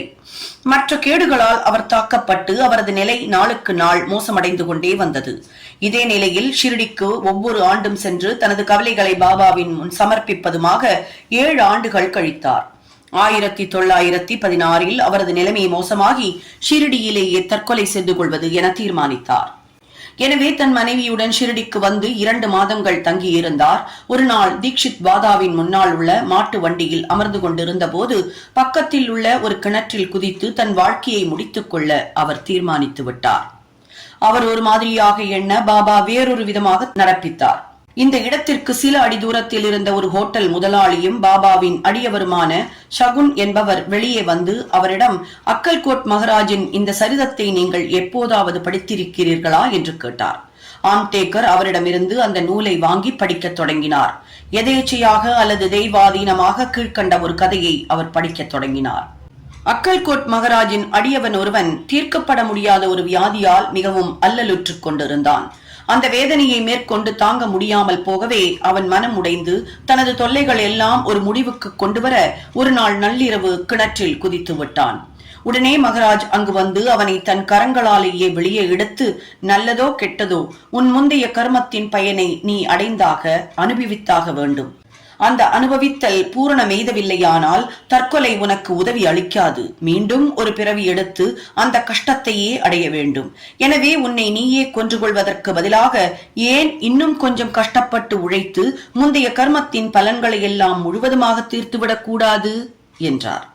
இந்த பொருத்தமான தக்க சமயத்தில் கிடைத்த கதையை படித்துவிட்டு ஆம்டேக்கர் மிகவும் ஆச்சரியப்பட்டார். உள்ளம் உருகினார். பாபாவின் குறிப்பை இந்த கதையின் மூலம் அவர் பெற்றிருக்காவிட்டால் அவர் உயிருடன் இருந்திருக்க மாட்டார். பாபாவின் சர்வ வியாபித்துவத்தையும் தயாளத்தையும் கண்டு பாபா மேலுள்ள நம்பிக்கை அவருக்கு உறுதியாகி பாபாவின் பெரும் பக்தராகிவிட்டார். அவர் தந்தையார் அக்கல்கோட் மகராஜின் பக்தராக இருந்தவர். சாய்பாபா அவரையும் அவர் தந்தையார் சென்ற அடிச்சுவட்டிலேயே சென்று அவரிடம் பக்தி பூண்டவராக தொடர்ந்திருக்கும்படி விரும்பினார். பின்னர் பாபாவின் ஆசிர்வாதம் பெற்றார். அவரின் எதிர்காலம் சிறப்புற தொடங்கியது. பின்னர் ஜோதிடம் படித்து அதில் திறமை பெற்று தனது செல்வத்தை பெருக்கினார். போதுமான பணத்தை சம்பாதிக்க அவரால் இயன்று தனது பிற்கால வாழ்வை சௌகரியமாகவும் வசதியாகவும் கழித்தார். ஸ்ரீ சாயியை பணிக. அனைவருக்கும் சாந்தி நிலவட்டும்.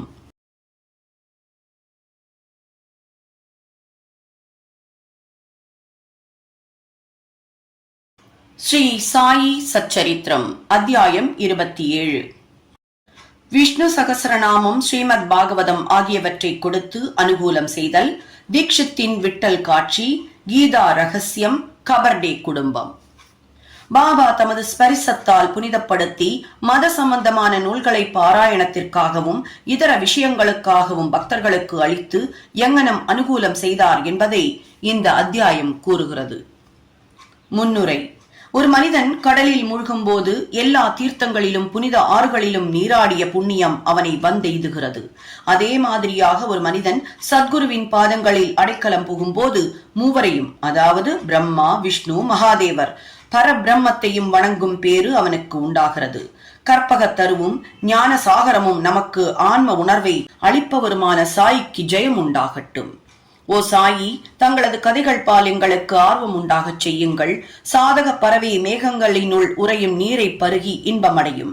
இதை கற்போரும் கேட்போரும் அதே மன நிறைவு பாங்கில் இவைகளை ஆர்வத்துடன் பருகட்டும்.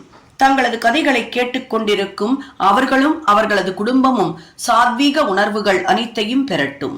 அதாவது மனம் உருகி கண்களில் நீர் நிறைய அவர்கள் மூச்சு ஒரே சீராக அமைந்து அவர்கள் மனம் அமைதியடைந்து மயிர்கூச்செறிந்து அழுது தேம்பி உடல் குலுங்கட்டும். எங்கள் பகைமையும் வித்தியாசங்களும் பெரியனவாயினும் சிறியனவாயினும் மறைந்தொழியட்டும். இவைகள் எல்லாம் நடந்தால் குருவின் கிருபை அவன் மீது மலர்ந்திருக்கிறது என்பது பொருள். இத்தகைய உணர்வுகள் உன்பால் எழும்போது குரு மிக மிக மகிழ்கிறார். ஆன்ம உணர்வு என்னும் லட்சியத்தில் உனக்கு நிச்சயமாக வழிகாட்டுவார். பாபாவிடம் முழுமையான இதயபூர்வமான சரணாகதி எய்துதலே மாயையின் பிடிகளிலிருந்து விடுபடுவதற்கு மிகச்சிறந்த வழியாகும். மாயைக்கு அப்பால் வேதங்களால் உன்னை எடுத்துச் செல்ல முடியாது. சத்குரு ஒருவரே அங்கனம் செய்ய முடியும். பரம்பொருளை எல்லா ஜீவராசிகளிடமும் காண முடியும். புனிதமாக்கப்பட்ட நூலை அளித்தல். பாபா உபதேசம் அளிக்கும் பல முறைகளை முந்தைய அத்தியாயங்களில் நாம் முன்னரே கண்டிருக்கிறோம். அவற்றில் ஒரு முறையை இங்கு காண்போம். தாங்கள் சிறப்பாக பாராயணம் செய்ய விரும்பிய சில மத சம்பந்தமான நூல்களை பாபாவிடம் எடுத்துச் சென்று அவரது திருக்கரங்கள் பட்டு புனிதமாக்கப்பட்ட பின் அவைகளை திரும்ப பெற்றுக்கொள்வது சிலரின் வழக்கமாக இருந்தது. அத்தகைய நூல்களை அவர்கள் தினம்தோறும் படிக்கும் போது பாபா அவர்களுடன் இருப்பதாக உணர்ந்தனர். ஒரு முறை காகா மகாஜனி ஏக்நாத் பாகவதம் புத்தகம் ஒன்றுடன் ஷிரடிக்கு வந்தார். ஷாமா இந்த நூலை படிப்பதற்காக மசூதிக்கு எடுத்துச் சென்றார். பாபா அதை அவரிடமிருந்து வாங்கி இங்கும் அங்கும் சில பக்கங்களை புரட்டிவிட்டு ஷாமாவிடம் திரும்ப அளித்து, இதை நீ வைத்துக்கொள் என்றார். ஷாமா, அது காகாவுடையது, அவருக்கு அதை திரும்ப கொடுத்து விட வேண்டும் என்றார். பாபா, இல்லை இல்லை, நான் அதை உனக்கு அளித்ததால் நன்மைக்காக உன்னிடமே வைத்துக்கொள், உனக்கு அது பயன்படும் என்றார். இவ்விதமாக பல நூல்கள் ஷாமாவிடம் ஒப்படைக்கப்பட்டன. காகா இன்னும் சில நாட்களில் மற்றொரு பாகவதத்துடன் வந்து அதை பாபாவின் கரங்களில் அளித்தார். பாபா அவருக்கு அதை பிரசாதமாக திரும்ப அளித்து அதை நன்றாக பாதுகாக்கும்படியும் அது அவரை நல்ல நிலையில் வைத்திருக்கும் என்றும் கூறினார்.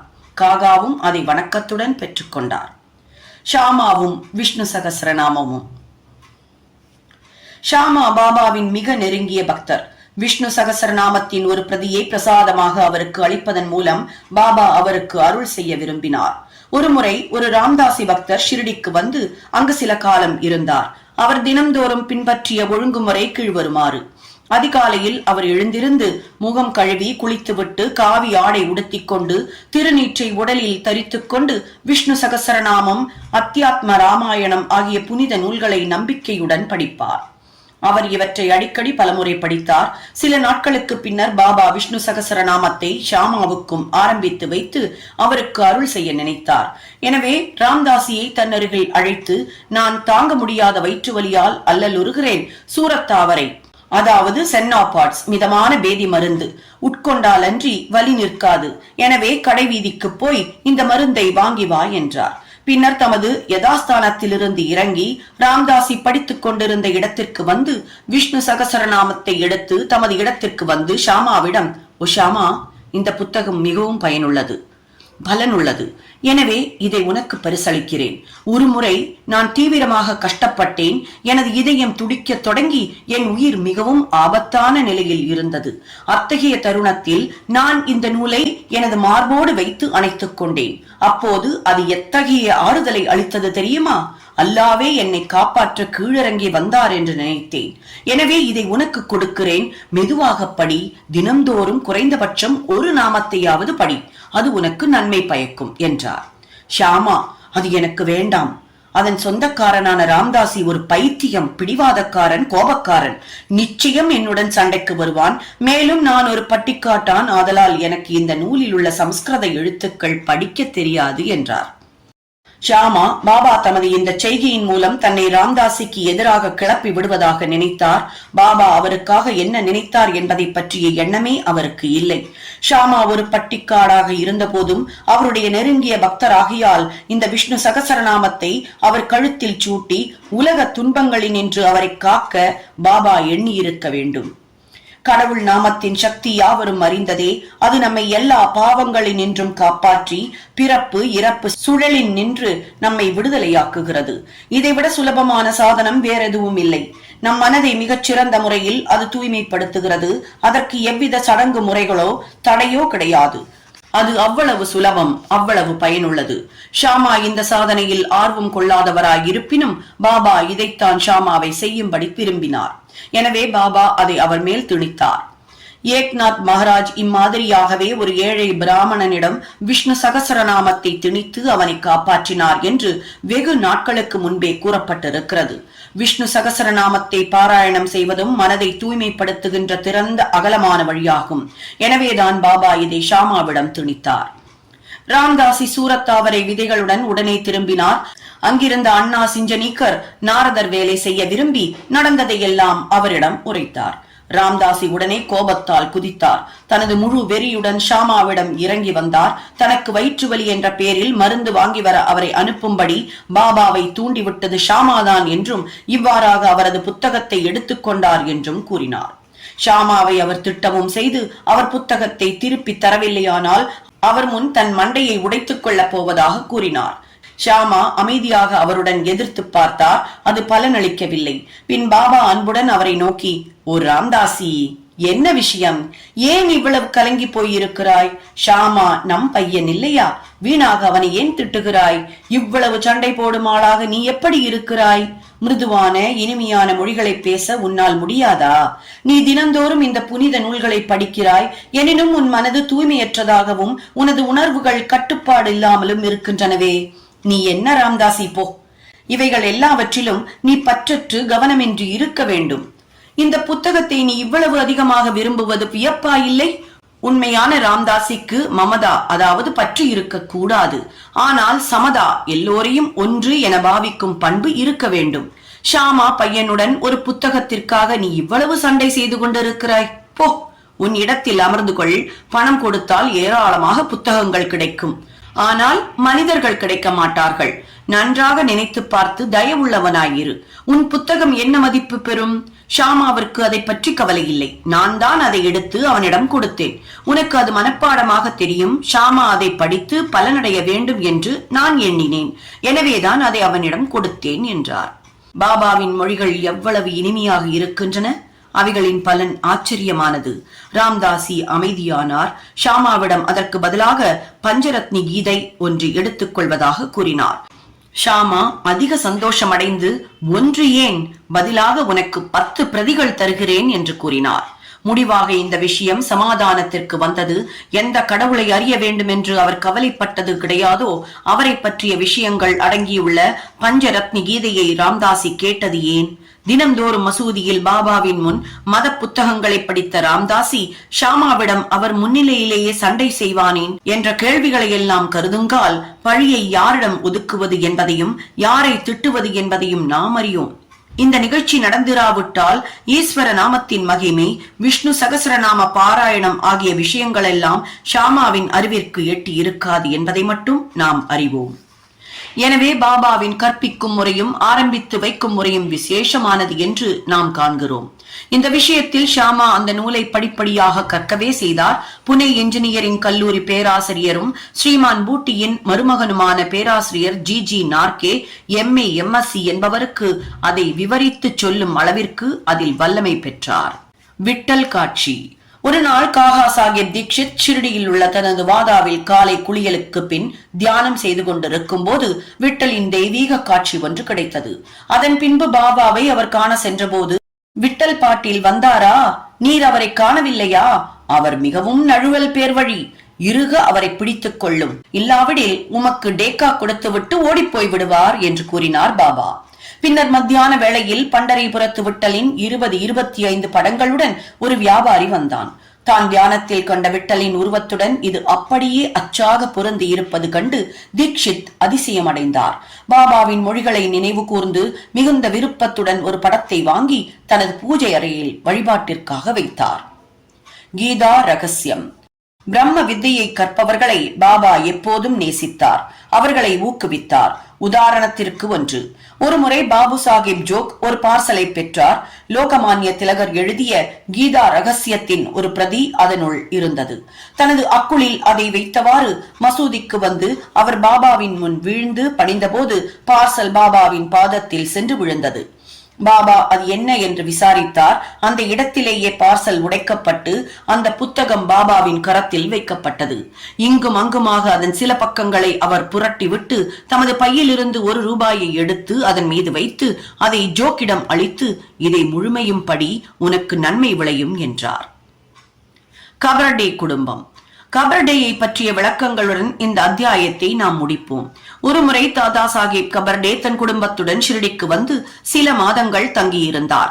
அவர் தங்கியிருந்ததன் நாட்குறிப்பு சாய் லீலா சஞ்சிகையில் தொகுப்பு எண் 7 ஆங்கிலத்தில் பதிப்பிக்கப்பட்டு தற்போது தமிழில் கபர்டே டைரியாக மொழிபெயர்க்கப்பட்டு சமஸ்தானத்தால் வெளியிடப்பட்டுள்ளது. தாதா சாஹிப் சாதாரண மனிதர் அல்ல. அவர் அமராவதியின் மிகப்பெரிய பணக்காரர். மிகவும் புகழ்பெற்ற அட்வொகேட்டும் டெல்லி கவுன்சிலின் அங்கத்தினர்களுள் ஒருவரும் ஆவார். மிகுந்த புத்தி சாதுரியம் உடையவரும் மிகச் சிறப்பான பேச்சாளரும் ஆவார். ஆயினும் பாபாவின் முன் வாய் திறக்க அவருக்கு தைரியமில்லை. பெரும்பாலான பக்தர்கள் பாபாவுடன் அடிக்கடி பேசி விவாதித்தனர். ஆனால் கபர்டே, நூல்கர், பூட்டி ஆகிய 3 மட்டும் எப்போதும் மௌனமாகவே இருந்தனர். அவர்கள் சாந்தம், எளிமை, பொறுமை, நற்பண்பு வாய்க்க பெற்றவர்கள். தாதா சாஹேப் மற்றவர்களுக்கு பஞ்சதசியை, அதாவது புகழ்பெற்ற வித்யாரண்யரால் இயற்றப்பட்ட அத்வைத தத்துவத்தை பற்றிய பிரசித்தமான சமஸ்கிருத நூல், அதை படித்து விளக்கம் செய்யும் வல்லமை உடையவர். அவர் மசூதிக்கு பாபாவின் முன் வந்த பிறகு ஒரு வார்த்தை கூட பேச மாட்டார். வேதங்களில் கூட ஒருவன் எவ்வளவுதான் கற்று தேறி இருப்பினும் பிரம்மத்தை அறிந்தவன் முன் உண்மையிலேயே மங்கி விடுகிறான். ஆன்ம அறிவின் முன் கல்வி பிரகாசிக்க முடியாது. தாதா சாஹிப் 4 மாதங்கள் தங்கியிருந்தார். ஆனால் அவர் மனைவியோ 7 மாதங்கள் தங்கியிருந்தாள்.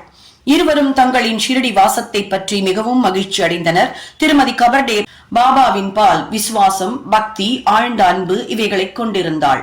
ஒவ்வொரு மதியமும் மசூதிக்கு அவளே பாபாவுக்கு நைவேத்தியத்தை எடுத்து வருவாள். அது பாபாவால் ஏற்றுக்கொள்ளப்பட்ட பின்புதான் அவள் உண்ணச் செல்வாள். அவளது நிதானமான உறுதியான பக்தியை மற்றவர்களுக்கு காட்ட பாபா விரும்பினார். ஒரு நாள் அவள் சன்சா கோதுமை பலகாரம், பூரி, சாதம், சூப், சர்க்கரை பொங்கல், வற்றல் இவைகளுடன் மசூதிக்கு வந்தாள். வழக்கமாக மணிக்கணக்கில் காக்கும் பாபா உடனே எழுந்திருந்து தனது சாப்பாட்டு இடத்திற்கு சென்று பாத்திரத்தின் மூடியை எடுத்துவிட்டு ஊக்கத்துடன் அவைகளை உண்ணத் தொடங்கினார். ஷாமா, ஏன் இந்த பாரபட்சம்? மற்றவர்களின் உணவை வீசி எறிந்துவிட்டு அவைகளை கண்ணெடுத்து கூட பார்ப்பதற்கும் கவலை கொள்ளாமல் இருக்கிறீர்கள். ஆனால் இதையோ தாங்களே ஊக்கத்துடன் வாங்குகிறீர்கள். அதற்கு நியாயம் செய்யுங்கள். இந்த பெண்மணியின் பலகாரங்கள் மட்டும் ஏன் அவ்வளவு இனிமையாக இருக்கின்றன? இது எங்களுக்கெல்லாம் ஒரு பிரச்சனையாக இருக்கிறது என்றார். பாபா, உண்மையிலேயே இந்த உணவு அசாதாரணமானதுதான். முந்தைய பிறவியில் இவள் ஒரு வியாபாரியின் கொழுத்த பசுவாக அதிக பால் கொடுத்து கொண்டு வந்தாள். பின்னர் அவள் மறைந்து ஒரு தோட்டக்காரன் குடும்பத்திலும் பின்னர் சத்திரிய குடும்பம் ஒன்றிலும் பிறந்து ஒரு வணிகனை திருமணம் செய்து கொண்டாள். பின்னர் ஒரு பிராமண குடும்பத்தில் பிறந்தாள். மிக நீண்ட காலத்திற்கு பின் நான் அவளை காண்கிறேன். அவளது பாத்திரத்திலிருந்து சில அன்பு கவளங்களை நான் உண்பேன். இவ்வாறு கூறிக்கொண்டே அவளது பலகாரத்திற்குரிய முழு தீர்ப்பையும் வழங்கி தமது வாய், கை முதலியவற்றை கழுவிக்கொண்டு மன நிறைவின் அறிகுறியாக ஏப்பம் விட்டு தமது இருக்கையில் வந்தமர்ந்தார். பின்னர் அவள் வணங்கி அவர் கால்களை பிடித்து விடத் தொடங்கினாள். பாபா அவளுடன் பேசத் தொடங்கி தம் கால்களை பிடித்து விட்டுக் கொண்டிருந்த அவளது கையை ஆதரவாக பிடித்து விடத் தொடங்கினார். இந்த பரஸ்பர சேவையை கண்டுவிட்டு ஷியாமா வேடிக்கை செய்ய ஆரம்பித்தார். இது நன்றாக இருக்கிறது. கடவுளும் பக்தையும் ஒருவருக்கொருவர் சேவை செய்து கொள்வதை காண்பது அற்புத காட்சியாகும் என்றார். அவளது விசுவாசமான சேவையை கண்டு பாபா அவளை மெதுவான, மிருதுவான, அற்புதமான குரலில் ராஜாராமா, ராஜாராமா என்று அப்போதிலிருந்து எப்போதும் ஸ்மரிக்கும்படியாக கூறி, இதை நீ செய்து வந்தால் உனது வாழ்க்கையின் நோக்கத்தை எய்துவாய், உனது மனம் சாந்தி பெற்று பெருமளவு நீ பயனடைவாய் என்றார். ஆன்மீக விஷயங்களை பற்றி பழக்கம் இல்லாதவர்களுக்கு இது ஒரு சாதாரண விஷயமாக தோன்றும். உண்மையில் அது அவ்வாறு இல்லை. சக்திபாத் என்று அழைக்கப்படும் குருவின் சக்தியை சீடனுக்கு மாற்றி விடுவதாகும். பாபாவின் மொழிகள் எவ்வளவு வல்லமை வாய்ந்தவைகளாகவும் பயனுள்ளவைகளாகவும் இருக்கின்றன. ஒரே வினாடியில் அவைகள் அவளது உள்ளத்தை துளைத்து அங்கே இடம் பிடித்துக் கொண்டன. குருவிற்கும் சீடனுக்கும் இருக்க வேண்டிய உறவுத்தன்மையை பற்றி இந்த நிகழ்ச்சி நமக்கு விளக்குகிறது. இருவரும் ஒருவருக்கொருவர் அன்பு கூர்ந்து சேவை செய்ய வேண்டும். அவர்களிடையே எவ்வித பாகுபாடும் வித்தியாசமும் இல்லை. இருவரும் ஒருவரே. ஒருவர் இல்லாமல் மற்றவர் வாழ முடியாது. சீடன் குருவின் பாதங்களில் தனது தலையை வைப்பது புறத்தோற்றமே. உண்மையில் அந்தரங்கமாக அவர்கள் ஒன்றேயாம். அவர்களிடையே எந்தவித பாகுபாட்டையும் காண்பவன் இன்னும் பக்குவம் அடையாதவன், ஒழுங்கற்றவன். ஸ்ரீ சாயியை பணிக. அனைவருக்கும் சாந்தி நிலவட்டும்.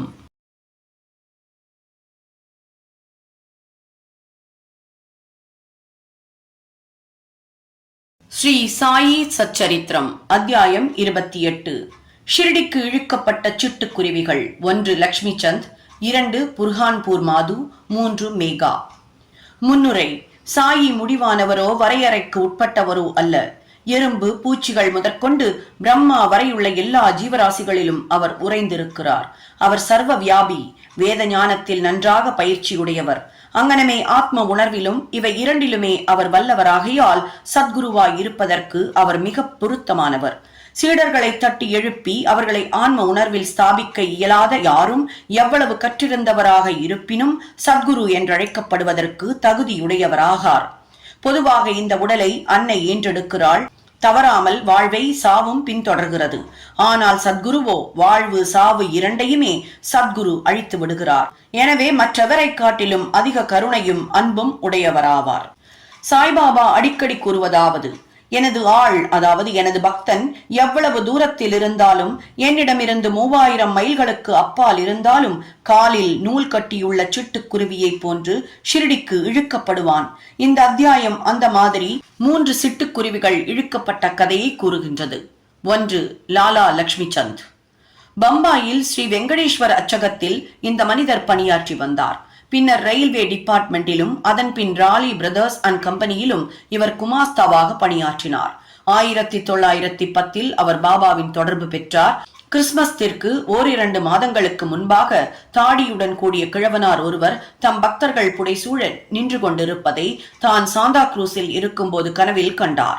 சில நாட்களுக்கு பின் தாஸ்கனுவின் கீர்த்தனையை கேட்பதற்காக தமது நண்பரான தத்தாத்ரேயா மஞ்சுநாத் பிஜூர் என்பவரின் வீட்டிற்கு சென்றார்.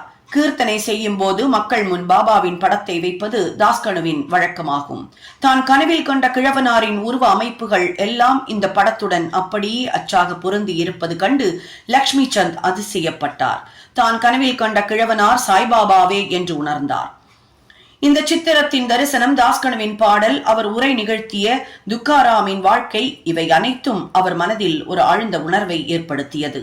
அவர் ஷிர்டி போக தீர்மானித்தார். சத்குரு தேடும் படலத்திலும் ஆன்மீக முயற்சியிலும் கடவுள் எப்போதும் உதவி செய்கிறார் என்பது பக்தர்களின் அனுபவமாகும். அதே நாள் இரவு 8 மணி அளவில் சங்கர் ராவ் என்ற அவரது நண்பர் வீட்டுக்கதவை தட்டி ஷிரடிக்கு தன்னுடன் அவர் வருவாரா என கேட்டார். அவரது மகிழ்ச்சி கரை காணவில்லை. உடனே அவர் ஷிரடி செல்ல தீர்மானித்தார். தனது மாமாவிடமிருந்து ரூபாய் 15 கடன் வாங்கிக் கொண்டு உரிய ஏற்பாடுகளை எல்லாம் செய்தான பிறகு அவர் ஷிரடிக்கு புறப்பட்டார். ரயிலில் அவரும் அவரது நண்பரும் சில பஜனை பாடல்களை பாடினர். ஷிரடிக்கு அருகில் உள்ள தங்கள் ஊருக்கு திரும்பிக் கொண்டிருந்த உடன் வந்த 4 முகமதிய பிரயாணிகளிடம் அவர்கள் இருவரும் சாய்பாபாவை குறித்து விசாரித்தனர். பல ஆண்டுகளாக ஷிரடியில் வசித்து வரும் சாய்பாபா ஒரு பெரும் ஞானி என்று அவர்கள் எல்லோரும் கூறினர். அவர்கள் கோபர்காவனை அடைந்த போது பாபாவுக்கு சமர்ப்பிப்பதற்காக சில பழங்களை லக்ஷ்மி சந்த் வாங்க விரும்பி இருந்தார். ஆனால் அங்குள்ள இயற்கை காட்சிகள், வேடிக்கை வினோதங்கள் இவற்றில் அவ்வளவு தூரம் கவரப்பட்டவராய் அதிலேயே ஆழ்ந்து மூழ்கி மேற்படி பழங்களை வாங்குவதை மறந்தே போய்விட்டார். ஷிரடியை அவர்கள் நெருங்கிக் கொண்டிருந்த போது மீண்டும் பழங்களை பற்றி அவருக்கு நினைவு வந்தது. அதே சமயத்தில் தலையில் பழக்கூடையுடன் இருந்த கிழவி ஒருத்தி வண்டியை தொடர்ந்து ஓடி வந்து கொண்டிருப்பதை கண்டார். வண்டி நிறுத்தப்பட்டது. மகிழ்வுடன் சில பழங்களை பொறுக்கி அவர் வாங்கினார். அப்போது மீதம் உள்ளவற்றையும் எடுத்துக் கொண்டு போய் என் சார்பில் பாபாவிற்கு சமர்ப்பியுங்கள் என்றாள் அந்த கிழவி. பழங்களை அவர் வாங்க எண்ணி இருந்தது. அவர் அதை மறந்து போனது. அந்த கிழவியின் குறுக்கீடு, பாபாவின் பால் அவளது பக்தி ஆகிய இந்த உண்மைகள் அனைத்தும் அந்த இரு நண்பர்களுக்கும் வியப்பை ஊட்டியது. இந்த கிழவி தான் கனவில் கண்ட கிழவனாருக்கு ஏதேனும் உறவு போலும் என்று லக்ஷ்மி சந்த் நினைத்தார். பின்னர் மீண்டும் அவர்கள் சவாரி செய்து ஷிரடிக்கு அருகில் வந்தனர். மசூதியில் கொடி பறந்து கொண்டிருப்பதைக் கண்டு அதற்கு அவர்கள் வணக்கம் செலுத்தினர். கையில் பூஜை சாமான்களுடன் மசூதிக்கு சென்று உரிய முறையில் பாபாவை வழிபட்டனர். லக்ஷ்மி சந்த் பாபாவை கண்டதும் மிகவும் உருகி அதிக மகிழ்ச்சி அடைந்தார். நறுமணம் கமழும் தாமரை மலரால் தேனி ஒன்று கவரப்படுவது போல பாபாவின் திருவடிகளில் அவர் கவரப்பட்டார். பின்னர் பாபா கூறினார், வஞ்சகமான ஆசாமி, வழியில் பஜனை செய்கிறான், மற்றவர்களை விசாரிக்கிறான், ஏன் மற்றவர்களை கேட்க வேண்டும்? நமது கண்களாலேயே எல்லாவற்றையும் நாம் காண வேண்டும். மற்றவர்களை கேட்க வேண்டிய அவசியம் என்ன? உனது கனவு மெய்யா பொய்யா என்று நீயே எண்ணிப்பார். மார்வாடியிடமிருந்து கடன் வாங்கிக் கொண்டு தரிசனத்திற்காக வரவேண்டியதன் தேவை என்ன? உள்ளத்தின் ஆசை இப்போது நிறைவடைந்ததா? இந்த மொழிகளை கேட்டு பாபாவின் சர்வ வியாபித்துவத்தை கண்டு லக்ஷ்மி சந்த் அதிர்ச்சியடைந்தார். தனது வீட்டிலிருந்து தான் ஷிரடிக்கு வரும் வழியில் நிகழ்ந்தது எல்லாவற்றையும் பாபா அறிந்தது எங்கனம் என்று திகைத்து நின்றார். தமது தரிசனத்தை பெறுவதற்காகவோ எந்த ஒரு விழா நாட்களை கொண்டாடுவதற்காகவோ தீர்த்த யாத்திரை செய்வதன் பொருட்டோ மக்கள் கடனாளியாவது பாபாவிற்கு பிடிக்கவே பிடிக்காது என்பதே இந்த இடத்தில் முக்கியமாக கவனிக்க வேண்டிய விஷயமாகும். சன்சா, அதாவது கோதுமை பணியாரம். மத்தியான வேளையில் லக்ஷ்மி சந்த் உணவுக்காக அமர்ந்திருந்த போது ஒரு பக்தரிடமிருந்து பிரசாதமாக கொஞ்சம் சன்சாவை அவர் பெற்றார். மறுநாளும் அதை அவர் எதிர்பார்த்தார். ஆனால் ஒன்றும் பெறவில்லை. எனவே அதை பெற அவர் கவலையுற்றார். 3ஆம் நாள் பாபாவிடம் ஆரத்தி நேரத்தின் போது என்ன நெய்வேத்தியம் தான் கொண்டு வர வேண்டும் என ஜோக் கேட்டார். சன்சாவை கொண்டு வரும்படி பாபா கூறினார். பின் பக்தர்கள் 2 பானை நிறைய சன்சாவை கொண்டு வந்தனர். லக்ஷ்மி சந்த் மிகவும் பசியாயிருந்தார். அவர் முதுகில் கொஞ்சம் வலி இருந்தது. பாபா அப்போது, நீ பசியாயிருப்பது நன்று, அதற்காக கொஞ்சம் சன்சாவை உட்கொள், முதுகு வலிக்கு ஏதாவது மருந்து போட்டுக்கொள் என்று அவரிடம் கூறினார். பாபா மீண்டும் தன் மனதை படித்து அங்கு என்ன நடந்து கொண்டிருந்தது என்பதை உணர்த்தியது குறித்து அவர் மீண்டும் ஆச்சரியத்தால் தாக்கப்பட்டார். எத்தகைய சர்வ வியாபியாக பாபா இருக்கிறார்! திருஷ்டி. இந்த தருணத்தில் லக்ஷ்மி சந்த் ஒரு முறை ஓர் இரவு சாவடி ஊர்வலத்தை கண்ணுற்றார். பாபா அப்போது இருமலால் மிகுந்த அல்லல் பட்டு கொண்டிருந்தார். பாபாவின் இந்த தொல்லை சிலரின் திருஷ்டி பட்டதால் இருக்க வேண்டும் என்று நினைத்தார். மறுநாள் காலை அவர் மசூதிக்கு சென்றபோது பாபா ஷாமாவிடம், நேற்றிரவு நான் இருமலால் அவதியுற்றேன். அது திருஷ்டியினாலோ? சிலரின் திருஷ்டி என் மீது வேலை செய்கிறது, எனவேதான் நான் கஷ்டப்பட்டு கொண்டிருக்கிறேன் என்றார். இந்த விஷயத்தில் லக்ஷ்மி சந்தின் உள்ளத்தில் இருந்ததை பாபா பேசினார். பாபாவின் சர்வ வியாபித்துவத்துக்கான இந்த நிரூபணங்கள் எல்லாம் கண்டுவிட்டு பாபாவை சாஷ்டாங்கமாக நமஸ்கரித்து, நான் தங்கள் தரிசனத்தால் பெரு மகிழ்ச்சி அடைகிறேன். எப்போதும் என்பால் அன்பு கொண்டு தயவுள்ளவராக இருந்து என்னை காத்து ரட்சியுங்கள். தங்கள் பாதாம்புயத்தை தவிர பிரிதொரு கடவுள் எனக்கில்லை. தங்கள் பஜனையின் பாலும் பாத கமலங்களின் பாலும் என் மனம் எப்போதும் லைத்திருக்கட்டும். இந்த உலகின் துன்பங்களிலிருந்து தங்களின் அருள் எங்களை பாதுகாக்கட்டும். நான் எப்போதும் தங்கள் நாமத்தையே உச்சரிக்க வேண்டும், மகிழ்வுடன் இருக்க வேண்டும் என்று வேண்டினார் அவர். பாபாவின் உதியையும் ஆசிர்வாதத்தையும் பெற்றுக்கொண்டு மிகவும் அகமகிழ்ந்து திருப்தியுற்று வழியெல்லாம் பாபாவின் புகழை பாடிய வண்ணம் தன் நண்பனுடன் வீடு திரும்பினார். அது முதற்கொண்டு பாபாவின் தீவிர பக்தராக அவர் இருந்தார். ஷிரடிக்கு செல்லும் எந்த நண்பனிடமும் பூமாலைகள், தட்சணை, கற்பூரம் இவைகளை அவர் கொடுத்து அனுப்புவது வழக்கமாகியது. புர்ஹான்பூர் அம்மையார். இப்போது நாம் மற்றொரு குருவியிடம் திரும்புவோம். பக்தனுக்கு பாபா அழைக்கும் பெயர் இது. புர்ஹான்பூரில் உள்ள ஒரு மாது சாய்பாபா தன் வீட்டிற்கு வந்து அவர்தம் உணவுக்காக கிச்சடி, அதாவது உப்பு பருப்பு கலந்த சாதம், பிச்சை கேட்டுக் கொண்டிருப்பதாக கனவு கண்டாள். விழித்து பார்க்கையில் வாசற்படியில் யாரையும் காணோம் என்ற போதும் அந்த காட்சியால் அவள் மனம் மிக நெகிழ்ந்து தனது கணவன் உள்ளிட்ட அனைவருக்கும் கூறினாள். தபால் இலாக்காவில் அவர் பணியாற்றி வந்தார். அவர் அகோலாவுக்கு மாற்றப்பட்ட போது பக்தர்களான கணவனும் மனைவியும் ஷிரடிக்கு போவதென தீர்மானித்தனர். ஒரு பொருத்தமான நாளில் இருவரும் புறப்பட்டு வழியில் கோமதி தீர்த்தத்திற்கு சென்றுவிட்டு ஷிரடியை அடைந்து அங்கு 2 மாதங்கள் தங்கினர். ஒவ்வொரு நாளும் அவர்கள் மசூதியை அடைந்து பாபாவை வழிபட்டு காலத்தை சந்தோஷமாக கழித்தனர். அவ்விருவரும் கிச்சடியை நைவேத்தியமாக சமர்ப்பிக்க ஷிரடிக்கு வந்தனர். ஆனால் முதல் 14 தினங்களுக்கு என்ன காரணத்தினாலேயோ அதை சமர்ப்பிக்க அவர்களுக்கு இயலவில்லை. அந்த பெண்மணிக்கு இந்த கால தாமதம் பிடிக்கவில்லை. பின் 15வது நாள் அவள் தனது கிச்சடியுடன் மசூதிக்கு வந்தாள். பாபாவும் மற்றவர்களும் ஏற்கனவே சாப்பாட்டிற்காக அமர்ந்து கொண்டிருப்பதையும் திரை தொங்கவிடப்பட்டிருப்பதையும் கண்டாள். ஆனால் அவளால் பொறுக்க இயலவில்லை. திரையை கையால் விலக்கிவிட்டு உள்ளே நுழைந்தாள். அந்த பலகாரத்துடன் அவள் வந்ததும் பாபா மிகவும் மகிழ்ந்து கரண்டியாக கிச்சடியை உண்டார். இந்த விஷயத்தில் பாபாவின் ஊக்கத்தைக் கண்டு எல்லோரும் அதிசயம் அடைந்தனர். இந்த கிச்சடி கதையை கேட்பவர்களுக்கெல்லாம் பக்தர்கள் பால் பாபா கொண்டிருந்த அசாதாரண அன்பு உறுதியாயிற்று. மேகா. இப்போது நாம் 3வதும் பெரியதுமான சிட்டுக்குருவியிடம் வருவோம். ராவ் பகதூர் ஹரி விநாயக் சாதேயின் பிராமண சமையல்காரனான வீரம்காவனை சேர்ந்த மேகா என்பவன் எளிமை மிகுந்தவன், படிக்காதவன். அவன் ஒரு சிவபக்தன். நமச்சிவாய என்ற பஞ்சாட்சரத்தை அவன் சதா காலமும் ஸ்மரித்து வந்தான். சந்தியாவை பற்றியோ அதன் முக்கிய மந்திரமான காயத்ரியை பற்றியோ அவனுக்கு எதுவும் தெரியாது. சாதே அவனிடம் ஆர்வம் பூண்டு அவனுக்கு சந்தியாவையும் காயத்ரியையும் கற்பித்தார். ஷிரடி சாய்பாபா சிவனின் அவதாரம் என்று அவனுக்கு கூறி ஷிரடிக்கு அவனை புறப்படச் செய்தார். புரோச் ரயில் நிலையத்தில் சாய்பாபா ஒரு முகமதியர் என்று கேள்விப்பட்டான். அவனது வைதீகமான எளிய மனம் ஒரு முகமதியர் முன் வணங்குவதை குறித்து மிகவும் குழப்பமடைந்ததால் தன்னை அங்கு அனுப்ப வேண்டாம் என அவனது எஜமானரை வேண்டிக் கொண்டான். ஆனால் அவரோ போக வேண்டியதை வற்புறுத்தி அவ்விடம் இருந்த தனது மாமனாரான கணேஷ் தாமோதர் என்ற தாதா கேல்கருக்கு ஒரு கடிதம் கொடுத்து அவனை சாய்பாபாவிற்கு அறிமுகப்படுத்துமாறு அனுப்பிவிட்டார். அவன் ஷிரடிக்கு சென்று மசூதியை அடைந்த போது பாபா மிகவும் கோபமாயிருந்தார். அவனை மசூதிக்குள் நுழைய விடவே இல்லை. அந்த ராஸ்கலை வெளியே தள்ளு என்று கர்ஜித்தார். நீ உயர்ந்த ஜாதி பிராமணன், நான் கீழான முகமதியன். இங்கு வருவதால் நீ உனது ஜாதியை இழந்து விடுவாய், எனவே நீ போய்விடு என்றார். இவ்வுரைகளை கேட்டதும் மேகா நடுங்கத் தொடங்கினான். தன் மனதில் என்ன நிகழ்ந்து கொண்டிருக்கிறது என்பதை பாபா எங்கனம் அறியலானார் என்பது குறித்து அவன் ஆச்சரியப்பட்டுக் கொண்டிருந்தான். அவன் அங்கு சில நாட்கள் தங்கி பாபாவிற்கு தனக்கே உரிய முறையில் சேவை செய்து கொண்டிருந்தான். ஆனால் இன்னும் பக்குவமடையவில்லை. பின்னர் அவன் வீட்டிற்கு சென்றுவிட்டு திரியம்பகேஸ்வரத்தில் 1.5 ஆண்டுகள் தங்கி இருந்துவிட்டு மீண்டும் ஷிரடிக்கு வந்தான். இந்த முறை தாதா கேல்கரின் குறுக்கீட்டால் மசூதிக்குள் நுழையவும் ஷிரடியில் தங்கவும் அனுமதிக்கப்பட்டான். மேகாவுக்கு பாபா உதவியது வாய்மொழி குறிப்புகள் எதனாலும் அல்ல. மேகாவின் மேல் அவர் மானசீகமான அருள் செய்தார். இதனால் மேகா பெருமளவு மாறுதலுற்று நன்மை அடைந்தான். பின்னர் சாய்பாபாவை சிவனின் அவதாரமாகவே அவன் கருதலானான். சிவனை வழிபடுவதற்கு வில்வ இலைகள் தேவையாயிருந்ததால் மேகா ஒவ்வொரு நாளும் அவைகளை கொணர்வதற்காக மைல் கணக்கில் நடந்து சென்று தனது சிவனை, அதாவது பாபாவை வழிபடுவான்.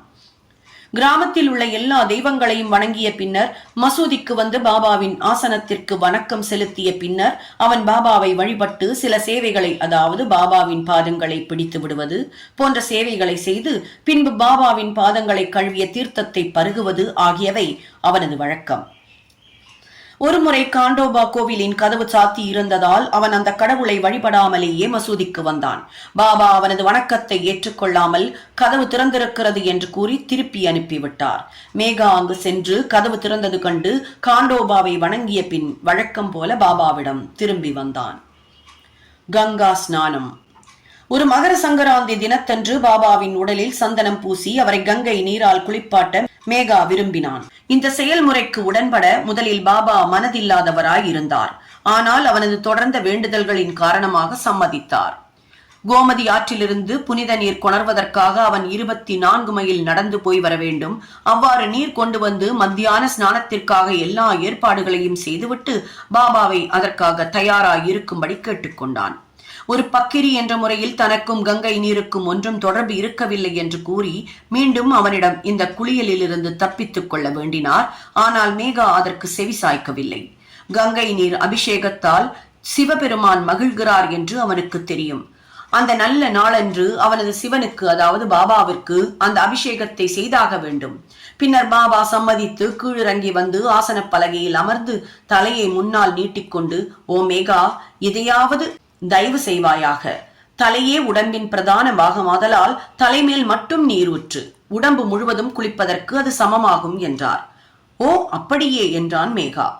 அபிஷேக கலையத்தை மேலே தூக்கி தலையின் மேல் ஊற்றத் தொடங்கினான். ஆனால் அப்படி செய்து கொண்டிருக்கும் போது அன்பால் மிகவும் உணர்ச்சி வசப்பட்டு ஹர் ஹர் கங்கே என்று கூவிக்கொண்டே அவர் உடல் முழுவதும் நீரை ஊற்றினான். கலையத்தை புறத்தில் வைத்துவிட்டு பாபாவை பார்க்க தொடங்கினான். அவனது வியப்பிற்கும் ஆச்சரியத்திற்கும் ஏற்ப பாபாவின் தலை மட்டுமே நனைந்திருந்தது. உடம்பு ஈரமில்லாமலே இருந்தது. திரிசூலமும் லிங்கமும். பாபாவை மேகா 2 இடங்களில் வழிபட்டான். மசூதியில் நேரடியாகவும், வாதாவில் நானா சாஹிப் சாந்தோர்கர் அளித்த பாபாவின் பெரிய படத்தின் மூலமாகவும் பூஜித்து வந்தான். இதை அவன் ஓராண்டு காலம் செய்து வந்தான். பின்னர் அவனது பக்தியை மெச்சி அவனது நம்பிக்கையை உறுதி செய்வதற்காக பாபா அவனுக்கு ஒரு காட்சி நல்கினார். ஒரு நாள் அதிகாலையில் மேகா இன்னும் படுக்கையை விட்டு எழாமல் இருக்கையில், ஆனால் கண்கள் மூடி இருந்த நிலையில் விழிப்புடன் பாபாவின் உருவத்தை அவன் தெளிவாக கண்டான். அவன் விழித்திருப்பதை அறிந்து பாபா அவன் மீது அக்ஷதையை வீசி எறிந்துவிட்டு, மேகா, திரிசூலம் வரை என்று உரைத்துவிட்டு மறைந்தார். இவ்வார்த்தைகளை கேட்டு அவன் ஆவலுடன் கண்களை திறந்தான். ஆனால் அங்கு பாபாவை காணவில்லை. அக்ஷதை மட்டும் அங்கும் இங்கும் சிதறி கிடப்பதை கண்டான். பின்னர் பாபாவிடம் சென்று காட்சியை பற்றி கூறி ஒரு திரிசூலம் வரைவதற்கு அவரின் இசைவை கேட்டான். பாபா, திரிசூலம் வரையும்படி நான் உன்னை கேட்ட மொழிகளை நீ கேட்கவில்லையா? எனது மொழிகள் எப்போதும் பொருள் எனும் சூழ் கொண்டிருக்கின்றன, ஒருபோதும் வெறுமையானதல்ல என்றார். மேகா, என்னை தாங்கள் எழுப்பியதாக கருதினேன். ஆனால் எல்லா கதவுகளும் மூடி இருந்ததால் அதை ஒரு காட்சியாக நினைத்தேன் என்றான். பாபா, நான் நுழைவதற்கு எனக்கு எவ்வித கதவும் தேவையில்லை. எனக்கு எவ்வித உருவமோ நீளமோ கிடையாது. எப்போதும் எங்கும் நான் வசிக்கிறேன். என்னை நம்பி என்பால் லயமாகும் மனிதர்களின் எல்லா காரியங்களையும் பொம்மலாட்டத்தை போன்று நான் நின்று நடத்துகிறேன் என்றார். மேகா வாதாவிற்கு திரும்பி வந்து பாபாவின் படத்தருகே சிறப்பு திரிசூலம் ஒன்றை சுவரில் வரைந்தான். மறுநாள் புனேவில் இருந்து ஒரு ராம்தாசி பக்தர் வந்து பாபாவை வணங்கி அவருக்கு ஒரு லிங்கத்தை சமர்ப்பித்தார். இந்த சமயத்தில் மேகாவும் அந்த இடம் வந்தான். பாபா அவனிடம், பார், சங்கர் வந்து விட்டார், இப்போது அவரை காப்பாற்று, அதாவது வழிபடு. சூலத்தை லிங்கம் உடனே தொடர்ந்து வந்தது கண்டு மேகா அதிசயம் அடைந்தான். வாதாவிலும் கூட காகா சாஹேப் தீக்ஷித் குளித்த பின் கையில் துவட்டிய துண்டுடன் நின்று சாயியை நினைத்துக் கொண்டிருந்தார். அப்போது மனக்காட்சியில் ஒரு லிங்கத்தை கண்டார். இது குறித்து அவர் அதிசயப்பட்டுக் கொண்டிருக்கையில் மேகா அவ்விடம் வந்து பாபா தனக்கு பரிசளித்த லிங்கத்தை அவரிடம் காட்டினான். தான் சில நிமிட நேரங்களுக்கு முன் காட்சியில் தரிசித்த லிங்கம் இதனுடன் அச்சாக பொருந்தி இருப்பது கண்டு அவர் மிகவும் மகிழ்ச்சியுற்றார். சில நாட்களில் திரிசூலம் வரைவதும் முடிவடைந்தது. பாபா அந்த லிங்கத்தை மேகா வழிபட்டுக் கொண்டிருந்த பெரிய படத்தின் அருகில் ஸ்தாபித்தார். சிவ பூஜை செய்வது மேகாவுக்கு மிகவும் பிடித்தமானது. திரிசூலம் வரைய செய்வித்தும் அதன் அருகில் லிங்கத்தை ஸ்தாபித்தும் பாபா அவனது நம்பிக்கையை ஊர்ஜிதம் செய்தார். பல ஆண்டுகள் தொடர்ந்த சேவைக்கு பின்னர் ஒவ்வொரு நாள் மத்தியானமும் மாலையும் வழக்கமான வழிபாட்டையும் மாரத்தையும் செய்த பின்பு 1912 மேகா சிவபதம் சேர்ந்தான். பின்னர் பாபா தமது கைகளை அவனது உடல் மீது தடவி, இவன் என் உண்மை பக்தன் என உரைத்தார்.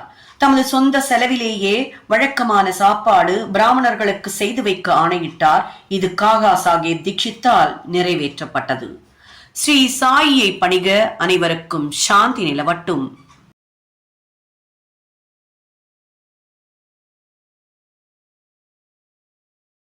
ஸ்ரீ சாயி சச்சரித்திரம். அத்தியாயம் 29. 1. சென்னை பஜனை சங்கம். 2. டெண்டுல்கர், அதாவது தகப்பனாரும் மகனும். 3. Doctor captain Harde. 4. வாமன் நார்வேக்கர் ஆகியோரின் கதைகள். இந்த அத்தியாயம் சாய்பாபாவை பற்றிய மற்ற பல அற்புதமான சுவையான கதைகளை விவரிக்கிறது. சென்னை பஜனை சங்கம். 1916 ஆண்டில் இந்த குழு காசிக்கு தீர்த்த யாத்திரையாக புறப்பட்டது. ஒரு மனிதர், அவர் மனைவி, மகள், மைத்துனி ஆகியோரையே அந்த குழு கொண்டிருந்தது. துரதிருஷ்டவசமாக அவர்களின் பெயர்கள் குறிப்பிடப்படவில்லை. போகும் வழியில் அகமத் நகர் ஜில்லா கோபர்காவன் தாலுக்காவில் உள்ள ஷிரடியில் தமது பக்தர்களுக்கும் அங்கு சென்று தங்களது திறமைகளை காட்டிய திறமைசாலிகளுக்கும் தினந்தோறும் பணத்தை விநியோகித்து வரும் தாராளமும் அமைதியும் சாந்தியும் உடைய பெரும் ஞானி ஒருவர் இருக்கிறார் என்று அவர்கள் கேள்விப்பட்டனர். சாய்பாபாவால் தட்சணையாக ஏராளமான பணம் தினந்தோறும் சேகரிக்கப்பட்டது. இந்த தொகையிலிருந்து பக்த கொண்டாஜியின் மகளான அமனி என்ற 3 வயது குழந்தைக்கு தினந்தோறும் ரூபாய் 1, வேறு சிலருக்கு தினந்தோறும் ரூபாய் 2 முதல் 5 வரையும், அமனியின் தாயாருக்கு தினந்தோறும் ரூபாய் 6 மற்றும் அவர் விரும்பியவாறு மற்ற பக்தர்களுக்கு தினந்தோறும் ரூபாய் 10 முதல் ரூபாய் 20 வரையிலும், சமயத்தில் ரூபாய் 50 கூட அவர் விநியோகித்தார். இவற்றை எல்லாம் கேள்விப்பட்டு அந்த கோஷ்டி ஷிரடிக்கு வந்து தங்கியது. அந்த குழு மிக நன்றாக பஜனை செய்து மிகச்சிறந்த பாடல்களை எல்லாம் பாடியது. ஆனால் அந்தரங்கமாக அவர்கள் பணத்திற்காக ஆசைப்பட்டனர். அந்த கோஷ்டியில் 3 பேராசை பிடித்தவர்களாய் இருந்தனர். ஆனால் அந்த வீட்டு தலைவியின் குணம் வேறுபட்டதாய் இருந்தது. அவளுக்கு பாபாவின் மேல் அன்பும் பிரியமும் இருந்தது. ஒரு நாள் மத்தியான ஆரத்தியின் போது அவளது பக்தி, நம்பிக்கை இவற்றில் பெரும் மகிழ்ச்சியடைந்த பாபா அவளுக்கு அவளது இஷ்ட தெய்வ காட்சியை அளித்தார். வழக்கப்படி சாயிநாதனுக்கு பதில் சீதா நாயகனாக, அதாவது ராமனாக காட்சியளித்தார். அவளது இஷ்ட தெய்வத்தை கண்டு மிக மிக உருகி போய்விட்டாள். கண்களிலிருந்து ஆனந்த கண்ணீர் பொங்கி வழிய மகிழ்ச்சியில் கைகளை தட்டினாள். மக்கள் அவளது ஆனந்த நிலையைக் கண்டு அதிசயமுற்றனர். ஆனால் அதன் காரணத்தை அவர்கள் அறிய இயலவில்லை. பின்னர் மாலை பொழுதில் எல்லாவற்றையும் அவள் தன் கணவனுக்கு விளக்கினாள். சாய்பாபாவிற்கு பதிலாக அவள் எங்கனம் ராமரை கண்டாள் என அவள் கூறினாள். மிகுந்த எளிமையும் பக்தியும் உடையவளாதலால் அது அவளது மன பிராந்தியே என்று அவர் நினைத்தார். மற்றவர்கள் எல்லாம் சாய்பாபாவை பார்த்து கொண்டிருக்கும் போது, நீ மட்டும் ராமனை காண்பதாவது என்று அவர் அவளை கேலி செய்தார். அவளது மனம் அமைதியாகவும் சாந்தமாகவும் இருந்த போதெல்லாம் அடிக்கடி ஸ்ரீராம தரிசனத்தை கண்டாள். ஆதலால் அவள் இந்த கூற்றிற்கு செவி சாய்க்கவில்லை. அற்புத காட்சி. இந்த மாதிரியாக எல்லாம் நடந்து கொண்டிருந்த போது ஒரு நாள் இரவு அவள் கணவர் தன் கனவில் அற்புத காட்சி ஒன்றை கண்டார். அது கீழ்வருமாறு. அவர் ஒரு பெரிய நகரத்தில் இருக்கிறார். போலீஸ் அவரை கைது செய்து கைகளை கட்டி லாக்கப்பில் வைத்திருக்கிறது. போலீஸ் நன்றாக அழுத்தி கட்டி கொண்டிருக்கும் போது ஜெயிலுக்கு வெளியில் சாய்பாபா அமைதியாக நின்று கொண்டிருப்பதை காண்கிறார். பாபா இவ்வளவு அருகில் இருப்பதைக் கண்டு வெளிப்படையான குரலில் அவரிடம், உமது புகழை கேள்விப்பட்டு நான் உமது திருவடிகளிடையே வந்தேன். தாங்களே நேரில் நின்று கொண்டிருக்கும் போது எனக்கு இந்த கேடு ஏன் நிகழ வேண்டும் என கேட்டார். பாபா, உனது கர்மத்தின் விளைவை நீ அனுபவித்தாக வேண்டும் என்றார். அதற்கு அவர், இந்த பிறவியில் இத்தகைய துரதிர்ஷ்டத்தை அளிக்கும் விதத்தில் நான் ஏதும் செய்யவில்லையே என்றார். பாபா, இந்த பிறவியில் இல்லை என்றால் உனது போன பிறவியில் நீ ஏதும் பாவம் செய்திருப்பாய் என்றார். அதற்கு அவர், எனது முந்தைய பிறவி பற்றி எனக்கு ஏதும் தெரியாது. ஆனால் அப்படியே நான் செய்திருப்பதாகவே வைத்துக் கொண்ட போதிலும் தங்கள் சாநியத்தின் முன்னர் நெருப்பில் வைக்கோல் எரிவதைப் போன்று ஏன் அவைகள் அழிக்கப்படக்கூடாது என்றார். அதற்கு பாபா, உனக்கு அத்தகைய நம்பிக்கை உண்டா என வினவினார். அவர் ஆம் என்றார். பாபா, உனது கண்களை மூடு என்றார். அவர் கண்களை மூடியதுதான் தாமதம். ஏதோ ஒன்று கீழே விழுந்து பலத்த அடிபடுவது போல கேட்டது. அவர் கண்களை திறந்தபோது தாம் விடுதலையாகி இருப்பதையும் போலீஸ் ரத்தம் சிந்தி கீழே விழுந்து கிடப்பதையும் கண்டார். மிகவும் பீதியடைந்து பாபாவை அவர் பார்த்தார். அதற்கு பாபா, நீ இப்போது நன்றாக பிடிபட்டுக் கொண்டாய், இப்போது அதிகாரிகள் வந்து உன்னை கைது செய்வார்கள் என்றார். அவர் கெஞ்சினார், தங்களை தவிர என்னை காப்பாற்றுவார் வேறு ஒருவரும் இல்லை, எப்படியாவது என்னை காப்பாற்றுங்கள் என்றார். பின்னர் பாபா அவரை மீண்டும் கண்களை மூடச் சொன்னார். அவர் அதே மாதிரியாக செய்து பின் கண்களை திறந்ததும் அவர் ஜெயிலுக்கு வெளியே விடுதலையாகி இருப்பதையும் பாபா அவருக்கு அருகில் இருப்பதையும் கண்டார். பாபாவின் காலடிகளில் அப்போது அவர் விழுந்தார். இந்த நமஸ்காரத்திற்கும் முந்தைய நமஸ்காரங்களுக்கும் ஏதேனும் வித்தியாசம் உண்டா என பாபா வினவினார். ஏராளமான வித்தியாசம் இருக்கிறது. எனது முந்தைய நமஸ்காரங்கள் எல்லாம் தங்களிடமிருந்து பணம் பெறுவதற்காக செய்யப்பட்டன. ஆனால் இந்த நமஸ்காரமோ தாங்கள் கடவுள் என்ற எண்ணத்தில் செய்யப்படுகிறது. அத்துடன் தாங்கள் முஸ்லீமாக இருந்து கொண்டு இந்துக்களை பாழ்படுத்துவதாக நினைத்தேன் என்றார். அதற்கு பாபா, முகமதிய கடவுள் மீது உனக்கு நம்பிக்கை இல்லையா என்றார். அவர் இல்லை என்றார். பாபா, பஞ்சா என்ற உலோகத்தாலான கை அடையாளம் உங்கள் வீட்டில் இல்லையா? தாபூத் அதாவது மொஹரம் சமயத்தில் நீ அதை வழிபடுவதில்லையா? கல்யாணம் மற்றும் இதர பண்டிகை காலங்களில் நீங்கள் அமைதிப்படுத்தி ஆற்றும் காட்பீபி என்ற மற்றொரு முகமதிய பெண் தெய்வம் உங்கள் வீட்டில் இல்லையா என கேட்டார். அவர் இவைகளெல்லாம் ஒத்துக்கொண்டார். அதற்கு பாபா, உனக்கு வேறென்ன வேண்டும் என கேட்டார். அவரது குரு ராம்தாஸின் தரிசனத்தை பெற அவர் மனதில் அவா ஒன்று எழுந்தது. அப்போது பாபா பின்னால் திரும்பி பார்க்க சொன்னார். அவர் திரும்பிய போது ராம்தாஸ் நின்று கொண்டிருந்தார். அவர் காலடியில் விழப்போன போது ராம்தாஸ் மறைந்து விட்டார். பின்னர் அவர் பாபாவை விருப்பத்துடன், நீங்கள் வயதானவராக தோன்றுகிறீர்களே, உங்கள் வயது என்னவென்று தெரிந்து கொள்ளலாமா என கேட்டார். அதற்கு பாபா, என்ன, நான் கிழவன் என்றா சொல்கிறாய்? என்னோடு ஒரு ஓட்டப்பந்தயம் விட்டு பார்த்து விடுவோமா என கேட்டார். இதை கூறிவிட்டு பாபா ஓடத் தொடங்கினார். அவரும் பின்னால் ஓடினார். ஓடும்போது பாபா அவர் தம் பாதத்தால் எழுப்பிய தூசியில் மறைந்து விட்டார். அவரும் கண் விழித்தார். விழித்த பின் கனவு காட்சியை பற்றி அவர் தீவிரமாக சிந்தித்தார். அவரது மனோபாவனை முற்றிலுமாக மாறிவிட்டது. பாபாவின் பெருமையை அவர் உணர்ந்து கொண்டார். இதன் பின் அவரது பறிக்கும் குணமும் சந்தேகமும் மறைந்து ஒழிந்தன. பாபாவின் பாதாம்புயத்தில் உண்மையான பக்தி அவருக்கு ஏற்பட்டது. அந்த காட்சி கனவுதான். ஆனால் கேட்கப்பட்ட வினா விடைகள் மிகவும் விறுவிறுப்பானதும் பொருள் செறிந்ததுமாகும். மறுநாள் காலை எல்லோரும் ஆரத்திக்காக மசூதியில் குழுமிய போது பாபா அவருக்கு 2 ரூபாய் மதிப்புள்ள இனிப்புகளையும் தம் பாக்கெட்டில் இருந்து 2 ரூபாய் பணமும் எடுத்து பிரசாதமாக அளித்தார். மேலும் சில நாட்கள் அவரை அங்கு தங்கச் செய்து, அல்லாஹ் உனக்கு தாராளமாக அளிப்பார், உனக்கு எல்லாவித நன்மைகளையும் செய்வார் என்று ஆசி கூறினார். அங்கு அவர் அதிகமாக பணம் பெறவில்லை, ஆனால் அதற்கும் மேலானவைகளை பெற்றார். அதாவது பாபாவின் ஆசியை. அது அவருக்கு தொடர்ந்து நன்மை அளித்து வந்தது. பின்னால் அக்கோஷ்டிக்கு ஏராளமான பணம் கிடைத்தது. அவர்களது பிரயாணம் வெற்றிகரமாக முடிவடைந்தது. அவர்கள் பிரயாணத்தின் போது எவ்வித அசௌகரியமோ தொல்லையோ ஏற்படவில்லை. பாபாவின் அருளால் எய்திய ஆனந்தத்தையும் ஆசிகளையும் நினைத்தவாறே பத்திரமாகவும் சௌக்கியமாகவும் வீடு திரும்பினர். டெண்டுல்கர் குடும்பம். பாந்திராவில் டெண்டுல்கர் என்னும் குடும்பம் ஒன்று இருந்தது. அதன் உறுப்பினர்கள் எல்லோரும் பாபாவிடம் பக்தி பூண்டவர்களாக வாழ்ந்து வந்தனர். ஸ்ரீ சாய்நாத் பஜன் மாலா என்னும் 800 செய்யுட்கள் கொண்ட ஒரு நூலை திருமதி சாவித்ரி பாயி டெண்டுல்கர் பதிப்பித்திருக்கிறார். அது பாபாவின் லீலைகளை எல்லாம் விளக்குகிறது. பாபாவை பற்றி ஆர்வம் கொண்டோர் எல்லோரும் படிக்க உகந்த நூல் அது. பாபு டெண்டுல்கர் என்னும் அவர்களது புதல்வன் இரவும் பகலும் அரும்பாடு பட்டு படித்துக் கொண்டிருந்தான். அவன் மருத்துவ பரீட்சைக்கு செல்ல வேண்டும். சில ஜோசியர்களை கலந்து ஆலோசித்தான். அவனது ஜாதகத்தை பரிசீலித்துவிட்டு கிரகங்கள் அவனுக்கு இந்த வருடம் சாதகம் இல்லை என்றும், எனவே அடுத்த வருடம் அவன் பரீட்சைக்கு சென்றால் நிச்சயம் வெற்றி பெறுவான் என்றும் அவர்கள் கூறியிருந்தனர். இது அவனை கவலைக்குள்ளாக்கி நிலை கொள்ளாமல் இருக்க செய்தது.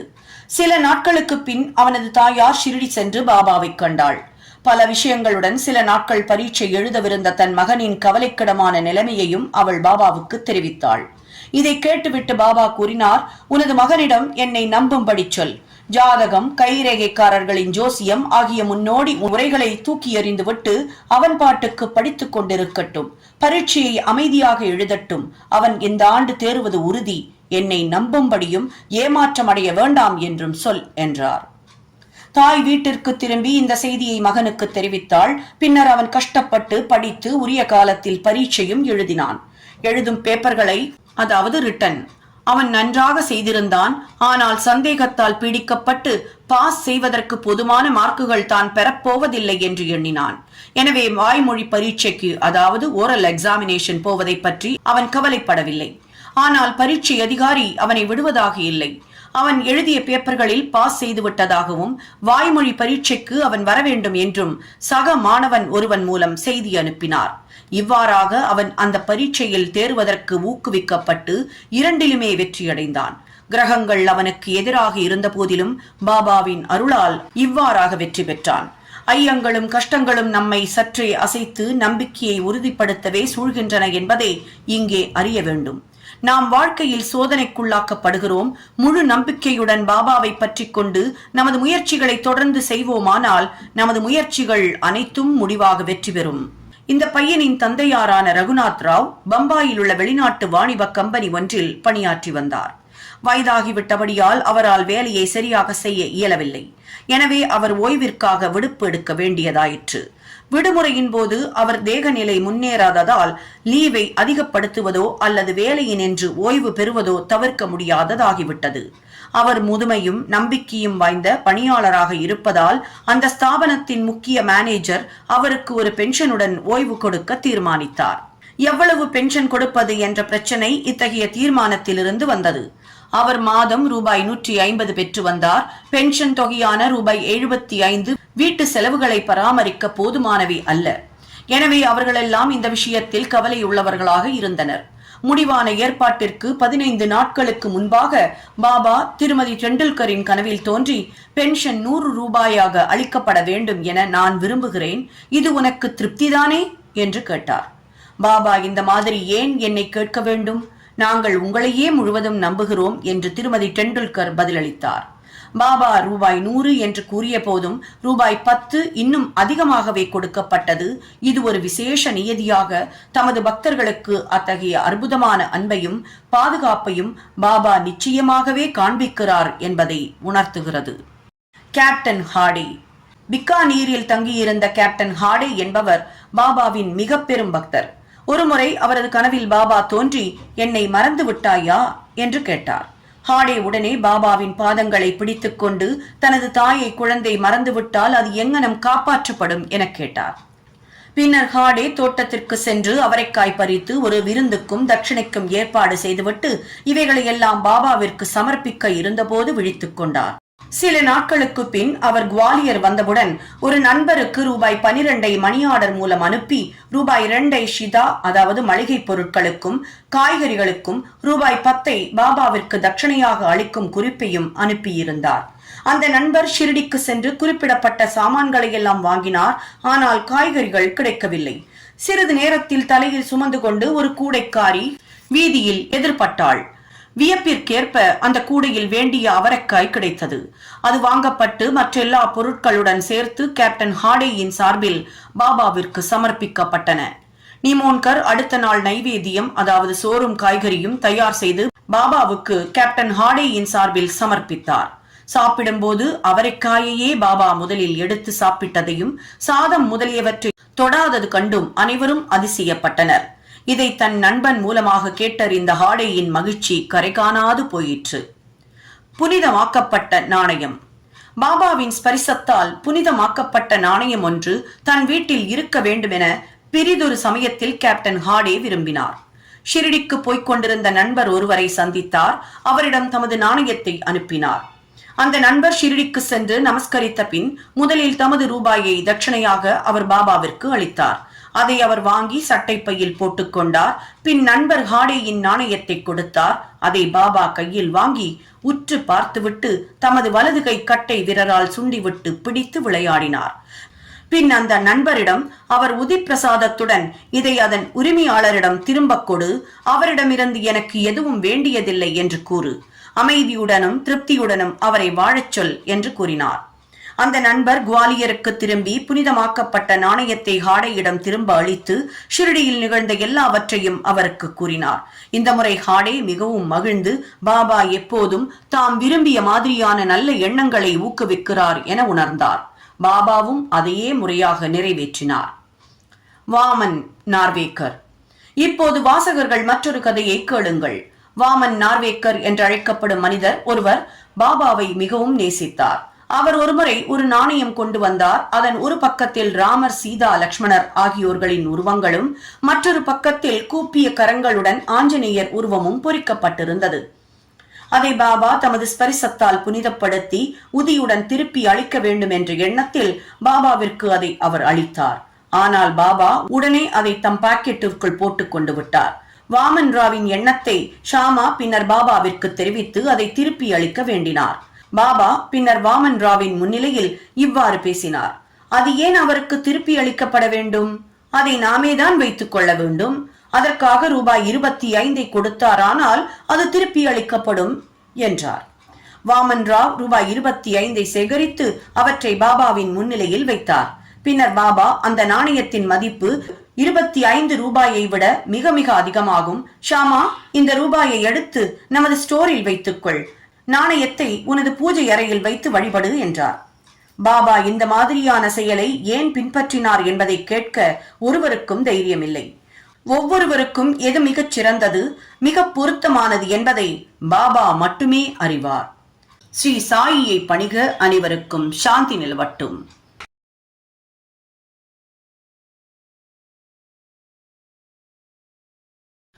ஸ்ரீ சாயி சச்சரித்திரம். அத்தியாயம் 30. 1. வணியை சேர்ந்த காகாஜி வைத்யா. 2. பம்பாயை சேர்ந்த பஞ்சாபி ராம்லால். இந்த அத்தியாயத்தில் ஷிரடிக்கு இழுக்கப்பட்ட இன்னும் 2 அடியவர்களை பற்றி விவரிக்கப்பட்டிருக்கிறது. முன்னுரை. கருணையின் இருப்பிடமாம் ஷிரடி சாயிராம் தம் அடியவர்களிடம் பாசமும் அளவில்லா நேசமும் காட்டி அவருடைய வெறும் தரிசனத்தினாலேயே இந்த சம்சார வாழ்க்கையில் அவர்களுக்குள்ள பயத்தை போக்குகிறார். அவர்களின் பெருங்கேடுகளை அழிக்கிறார். அவர் முதலில் அருவமாயிருந்தார். ஆயின் தம் அடியவர்களின் பக்தியின் பொருட்டு ஓர் உருவத்தை எடுக்க வேண்டியவரானார். ஞானிகளின் வருகையின் காரணம் அடியவர்களுக்கு விடுதலை, தன்னை அறிதல் அளிப்பதேயாகும். அவர்களில் சிரேஷ்டரான சாயிக்கு அந்த காரணம் தவிர்க்க இயலாதது. எவர் அவர்தம் பாதார விந்தங்களில் சரணாகதி அடைகிறார்களோ அவர்களின் முன்னேற்றம் நிச்சயமானது. அவர்தம் பாதார விந்தங்களை பிராமணர்கள் நினைத்துக் கொண்டு புனித கஷேத்திரங்களினின்றும் வந்து அவர்தம் சன்னிதானத்தில் வேதங்களை ஓதுகிறார்கள். காயத்ரி மந்திரத்தை ஜபிக்கிறார்கள். பலவீனங்களை கொண்டவர்களாகவும் எந்தவித ஏற்றமுமற்ற நாம் பக்தி என்றால் என்ன என்பதை அறியோம். ஆனால் மற்ற எல்லோரும் கைவிட்ட போதிலும் சாயி நம்மை கைவிட்டு விட மாட்டார் என்ற அளவு அறிவோம். யாரை அவர் ஆசிர்வதிக்கிறாரோ அவர்கள் எல்லையற்ற வலிமை பெற்று மெய், பொய் ஆகியவற்றை பகுத்துணரும் ஞானம் எய்துகிறார்கள். தம் அடியவர்களின் ஆசையை சாயி முழுமையாக அறிகிறார், அவைகளை நிறைவேற்றுகிறார். எனவே அவர்கள் விரும்பியதை பெற்று நன்றியுடையவர்களாக இருக்கிறார்கள். எனவே அவரை பிரார்த்திக்கின்றோம், அவர் முன் விழுந்து வணங்குகின்றோம். நமது குற்றங்கள் பலவற்றையும் பொறுத்து கொண்டு கவலைகளினின்றும் நம்மை அவர் விடுவிக்கட்டும். பெருந்துயரங்களால் அவதியுற்றுக் கொண்டிருப்பவன் சாயியை இங்கனம் நினைத்து தியானிக்கின்றான். அவரது அருளாலே அவன் மனம் அமைதியடைகிறது.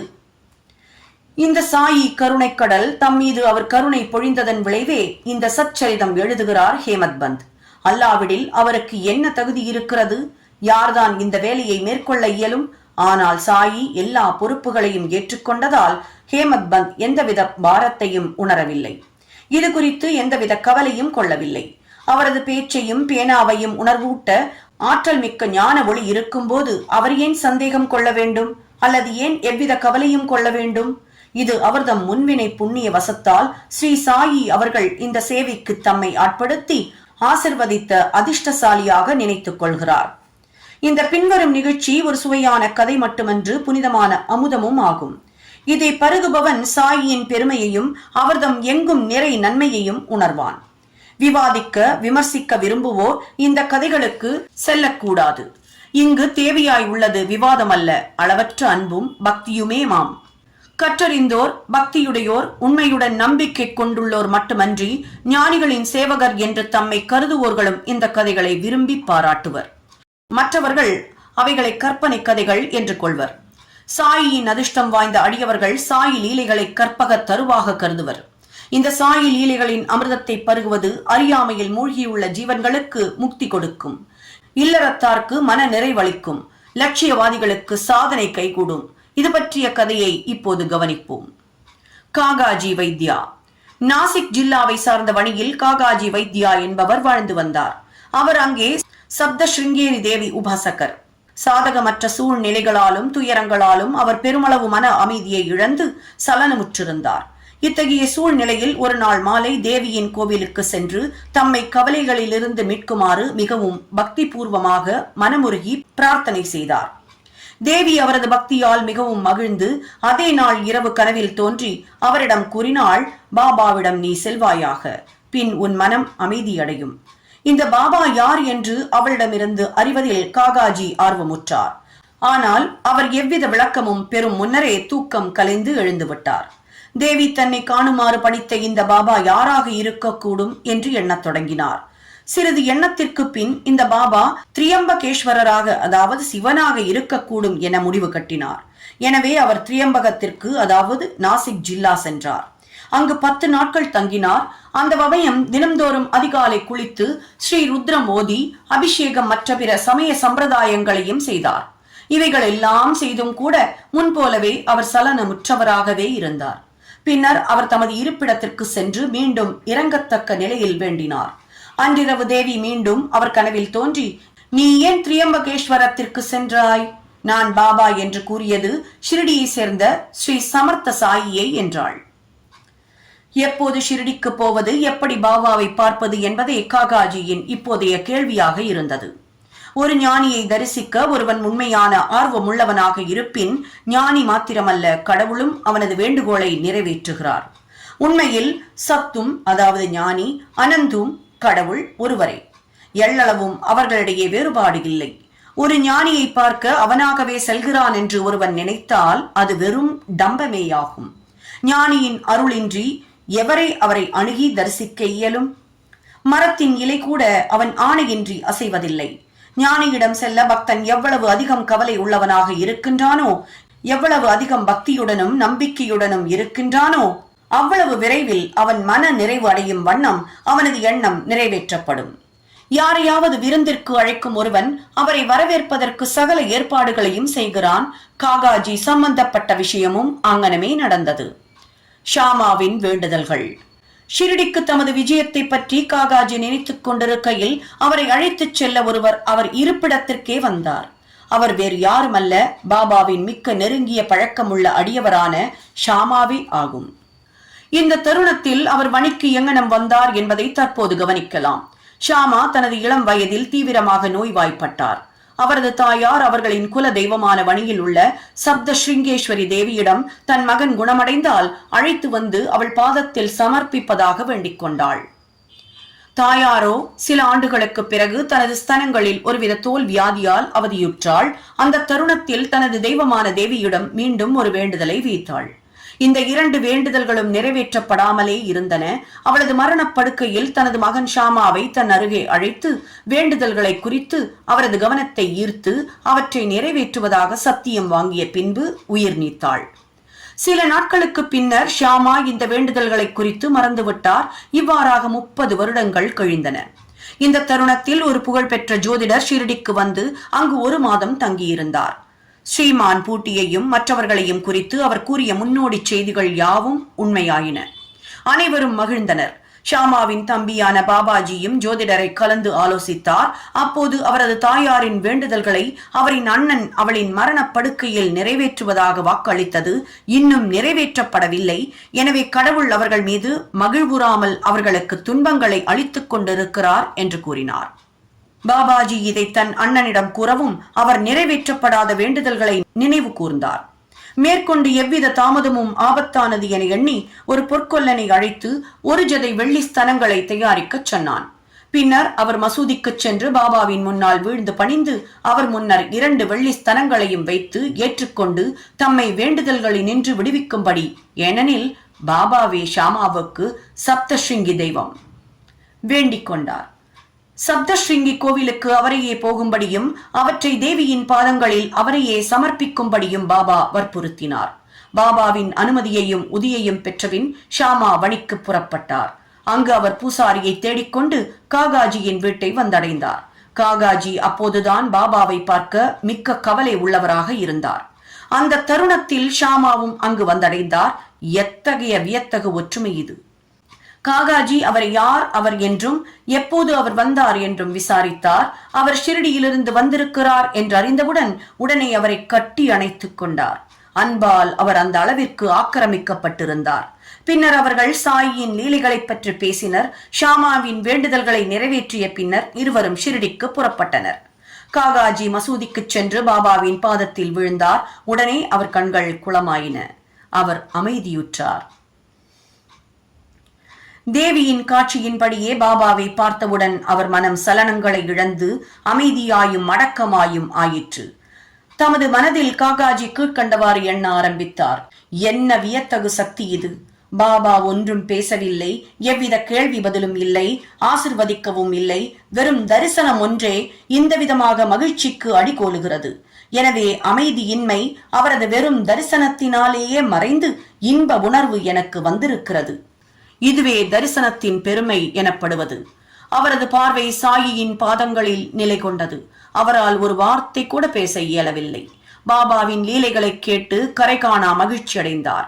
பாபாவிடம் முழுமையாக சரணடைந்து தம் கவலைகளையும் கஷ்டங்களையும் மறந்தார். கலப்பற்ற இன்பத்தை அவர் எய்தினார். அங்கு அவர் 12 நாட்கள் தங்கியிருந்தார். பாபாவிடம் விடைபெற்று உதி ஆசிர்வாதம் இவைகளுடன் வீடு திரும்பினார். ராகதாவை சேர்ந்த குஷால் சந்த்.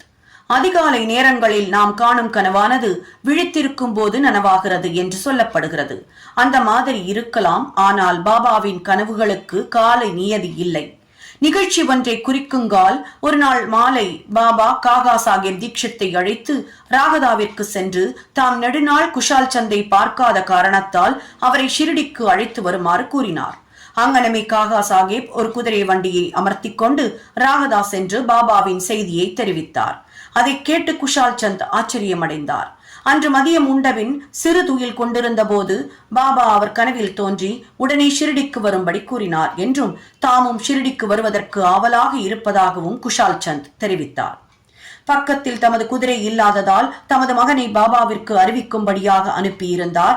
அவருடைய மகன் கிராம எல்லைக்கு போய்க் கொண்டிருந்த போது தீட்சித்தின் வண்டி எதிரே வந்தது. குஷால் சந்தை அழைத்து வரவே தாம் அனுப்பப்பட்டிருப்பதாக அறிவித்தார். பின் இருவரும் ஷிரடி திரும்பினர். குஷால் சந்த் பாபாவை கண்டார். அனைவரும் மகிழ்ச்சியுற்றனர். பாபாவின் இந்த லீலையைக் கண்டு குஷால் சந்த் மிகவும் உணர்ச்சி வசப்பட்டார். பம்பாயை சேர்ந்த பஞ்சாபி ராம்லால். பம்பாயை சேர்ந்த ராம்லால் என்ற பஞ்சாபி பிராமணர் ஒரு கனவு கண்டார். அதில் பாபா தோன்றி ஷிரடிக்கு வரும்படி கூறினார். அந்த காட்சியில் அவர் ஒரு மகத், அதாவது மகானாக தோன்றினார். ஆனால் அவர் எங்கிருப்பார் என ராம்லால் அறியார். பாபாவை சென்று பார்க்க எண்ணினார். ஆனால் அவரது விலாசத்தை அறியார். என்ன செய்வதென்றும் அவருக்கு தெரியவில்லை. ஒரு பேட்டிக்காக ஒருவரை அழைப்பவன் தேவையான ஏற்பாடுகள் அனைத்தையும் செய்கிறான். இந்த விஷயத்தில் அதுவே நடந்தது. அதே நாள் மாலை வீதிகளில் மெதுவாக நடந்து கொண்டிருக்கும் போது பாபாவின் ஒரு படத்தை ஒரு கடையில் அவர் கண்டார். அவர் கனவில் கண்ட மகானின் உருவாம்சங்கள் இந்த படத்துடன் மிக பொருத்தமாக ஒன்றின. விசாரித்ததில் அவர் ஷிரடியை சேர்ந்த சாய்பாபா என தெரிந்து கொண்டார். ஷிரடிக்கு உடனே சென்றார். தனது இறுதி காலம் வரை அங்கேயே தங்கினார். தரிசனத்திற்காக இந்த விதமாக பாபா ஷிரடிக்கு தமது அடியவர்களை கொணர்ந்தார். அவர்களின் ஆத்மார்த்த லௌகீக தேவைகளை பூர்த்தி செய்தார். ஸ்ரீ சாயியை பணிக. அனைவருக்கும் சாந்தி நிலவட்டும். சாய் என்பர்கள் அனைவர் வீட்டிலையும் இருக்க வேண்டிய பொக்கிஷம் சாய் சச்சரித்ர. புத்தகம் இருக்கோ இல்லையோ, இந்த ஒலி வடிவிலான சாய் சரித்ரா உங்களுடைய ஒவ்வொருவர் வீட்டிலையும் ஒலித்து உங்களுக்கு தேவையான சந்தோஷத்தையும் நிம்மதியையும் கொண்டு வந்து சேர்க்கணும் அப்படிங்கிறது மட்டும்தான் எங்களுடைய எண்ணம். கண்டிப்பாக மிகப்பெரிய மாற்றத்தை உண்டு பண்ணக்கூடிய இந்த சாய் சரித்ரா தினமும் ஒரு அத்தியாயத்தை கேட்பவர்களுக்கு கண்டிப்பாக மிகப்பெரிய பலன்கள் காத்திருக்கு. 51 அத்தியாயங்களும் தெளிவான உச்சரிப்புல, மிதமான வேகத்துல, சரியான விகிதத்துல கொடுத்து உங்களுக்கான சந்தோஷத்தையும் அள்ளி தரக்கூடிய இந்த சேனலை சப்ஸ்கிரைப் பண்ணாதவர்கள் கண்டிப்பா சப்ஸ்கிரைப் பண்ணி மற்றவர்களுக்கும் ஷேர் பண்ணுங்க. உங்களுடைய லைக் அண்ட் கமெண்ட்ஸ் கண்டிப்பா எங்களை உற்சாகமூட்டும். எப்பொழுதும் உங்களுடைய சந்தோஷம் நிலைத்திருக்கட்டும். நன்றி, வணக்கம்.